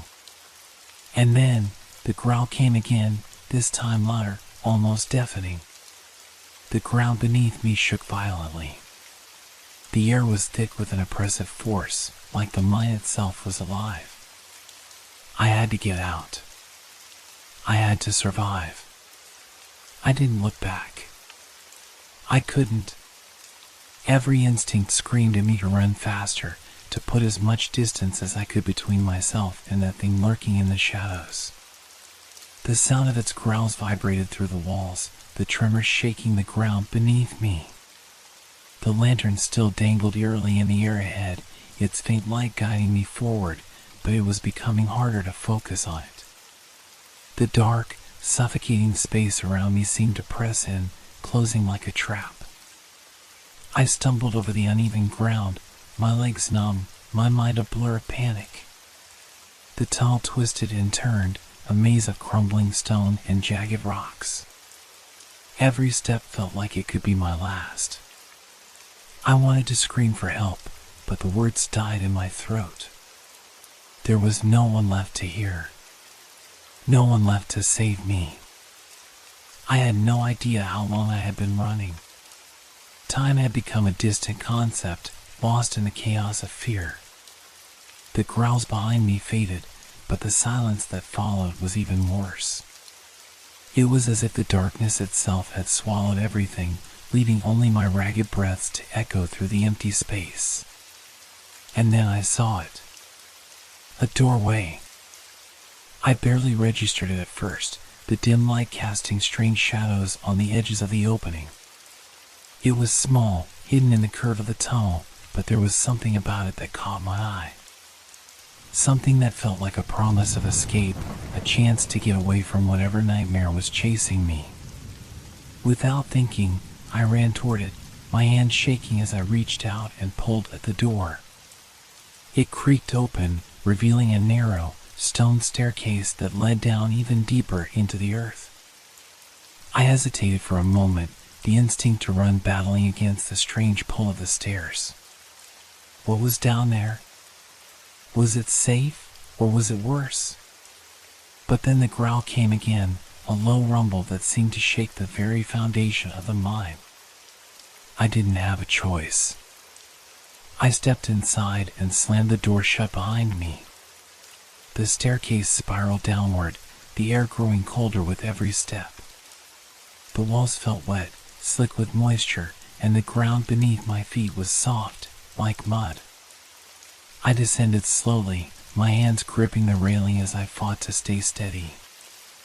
I couldn't stop myself now. My legs felt like they might give out at any moment, but the fear of going back to what was above kept me moving. The further I descended, the stranger the atmosphere became. The air smelled thick, like something rotting, and there was an overwhelming sense of decay in the pit of my stomach. Something was wrong down here. The walls seemed to close in tighter as I went deeper, and I could hear strange whispers in the dark, faint and barely audible, like voices calling from the depths. "Dan? Emma?" I whispered, my voice trembling. No answer. I wasn't sure how much time had passed when I finally reached the bottom of the stairs. The stone walls opened up into a large cavern. My lantern flickered weakly, casting long, trembling shadows against the rock. The silence was deafening, so thick I could almost taste it in the air. The cavern stretched before me, endless and dark, with no visible exit. It felt like a tomb. I stepped forward, the sound of my footsteps muted by the heavy air. And that's when I noticed something. The walls of the cavern were covered in markings. Symbols etched into the stone, crude and jagged, as though they had been carved by hands long forgotten. Some were familiar, like runes or hieroglyphs, but others were incomprehensible, strange shapes that seemed to shift as I looked at them, as if they were alive. I reached out to touch one of the carvings, my fingers trembling. The moment my skin made contact with the cold stone, a jolt of energy shot through me. My whole body shuddered, and for a split second, I felt as though I was being pulled into the walls themselves, swallowed by the dark. I stepped back quickly, my breath coming in short, panicked gasps. What was this place? Why did it feel like it was pulling at me? The whispers grew louder, more insistent. They weren't just in my head anymore. They were everywhere, echoing off the walls, filling the space around me. I had to leave. I had to get out. But then I heard it. A low thud, followed by another. And then the unmistakable sound of something dragging against the ground. I froze. It was close. Too close. I turned to look behind me, my pulse racing in my ears. The darkness seemed to pulse, shifting with an unnatural rhythm. The whispers grew louder, the air thick with something alive, something watching. And then, from the shadows, it emerged. A figure, tall and thin, just like before, but this one was different. Its face was covered in a veil of darkness, its eyes glowing faintly in the dark. Its body seemed to move in strange, jerking motions, as if it wasn't quite human. It stepped toward me, its long fingers dragging along the stone floor, leaving deep gouges behind. I wanted to scream, but the air had been stolen from my lungs. My body refused to move. It stopped just in front of me, its hollow eyes locking with mine. The whispers were gone now, replaced by a single, deafening sound, the beating of my own heart, louder than anything I had ever heard before. And then, in the silence that followed, it spoke. "You're not supposed to be here." Its voice was deep, hollow, like the echo of something ancient, something that had been buried for centuries. I didn't know what to do. I wanted to run, to escape, but the thing's gaze held me in place, rooted to the spot. "Leave, now!" It hissed, its voice filled with a venomous warning. I couldn't think. I couldn't breathe. I had to leave. But where could I go? What was left? The walls seemed to close in around me once again, the darkness suffocating. The thing took a step closer. And then, just as it reached out for me, the ground trembled again. This time, the shaking was more violent. The air around me split with a deafening crack, and I felt the cavern shift, as though something beneath it was awakening. The figure paused, its head tilting to one side, as though listening. Then, without warning, it turned and vanished into the darkness. I stood there for a moment, frozen in place. My heart was pounding so loudly I thought it might burst from my chest. But the silence returned. It wasn't over yet.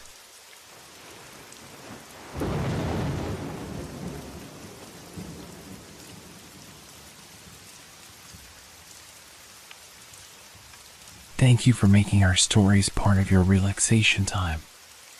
We hope they brought you a sense of peace and transported you to a world of fantasy and mystery. If you enjoyed the stories, feel free to leave us a review. Your feedback inspires us and helps us make the content even better. Now, unwind to the calming sounds of rain and thunderstorms, which will continue to set a tranquil mood. Let these sounds carry you gently into the realm of dreams. Don't forget to like our page if you haven't yet. Wishing you a restful night's sleep. Relax, rest well, and good night.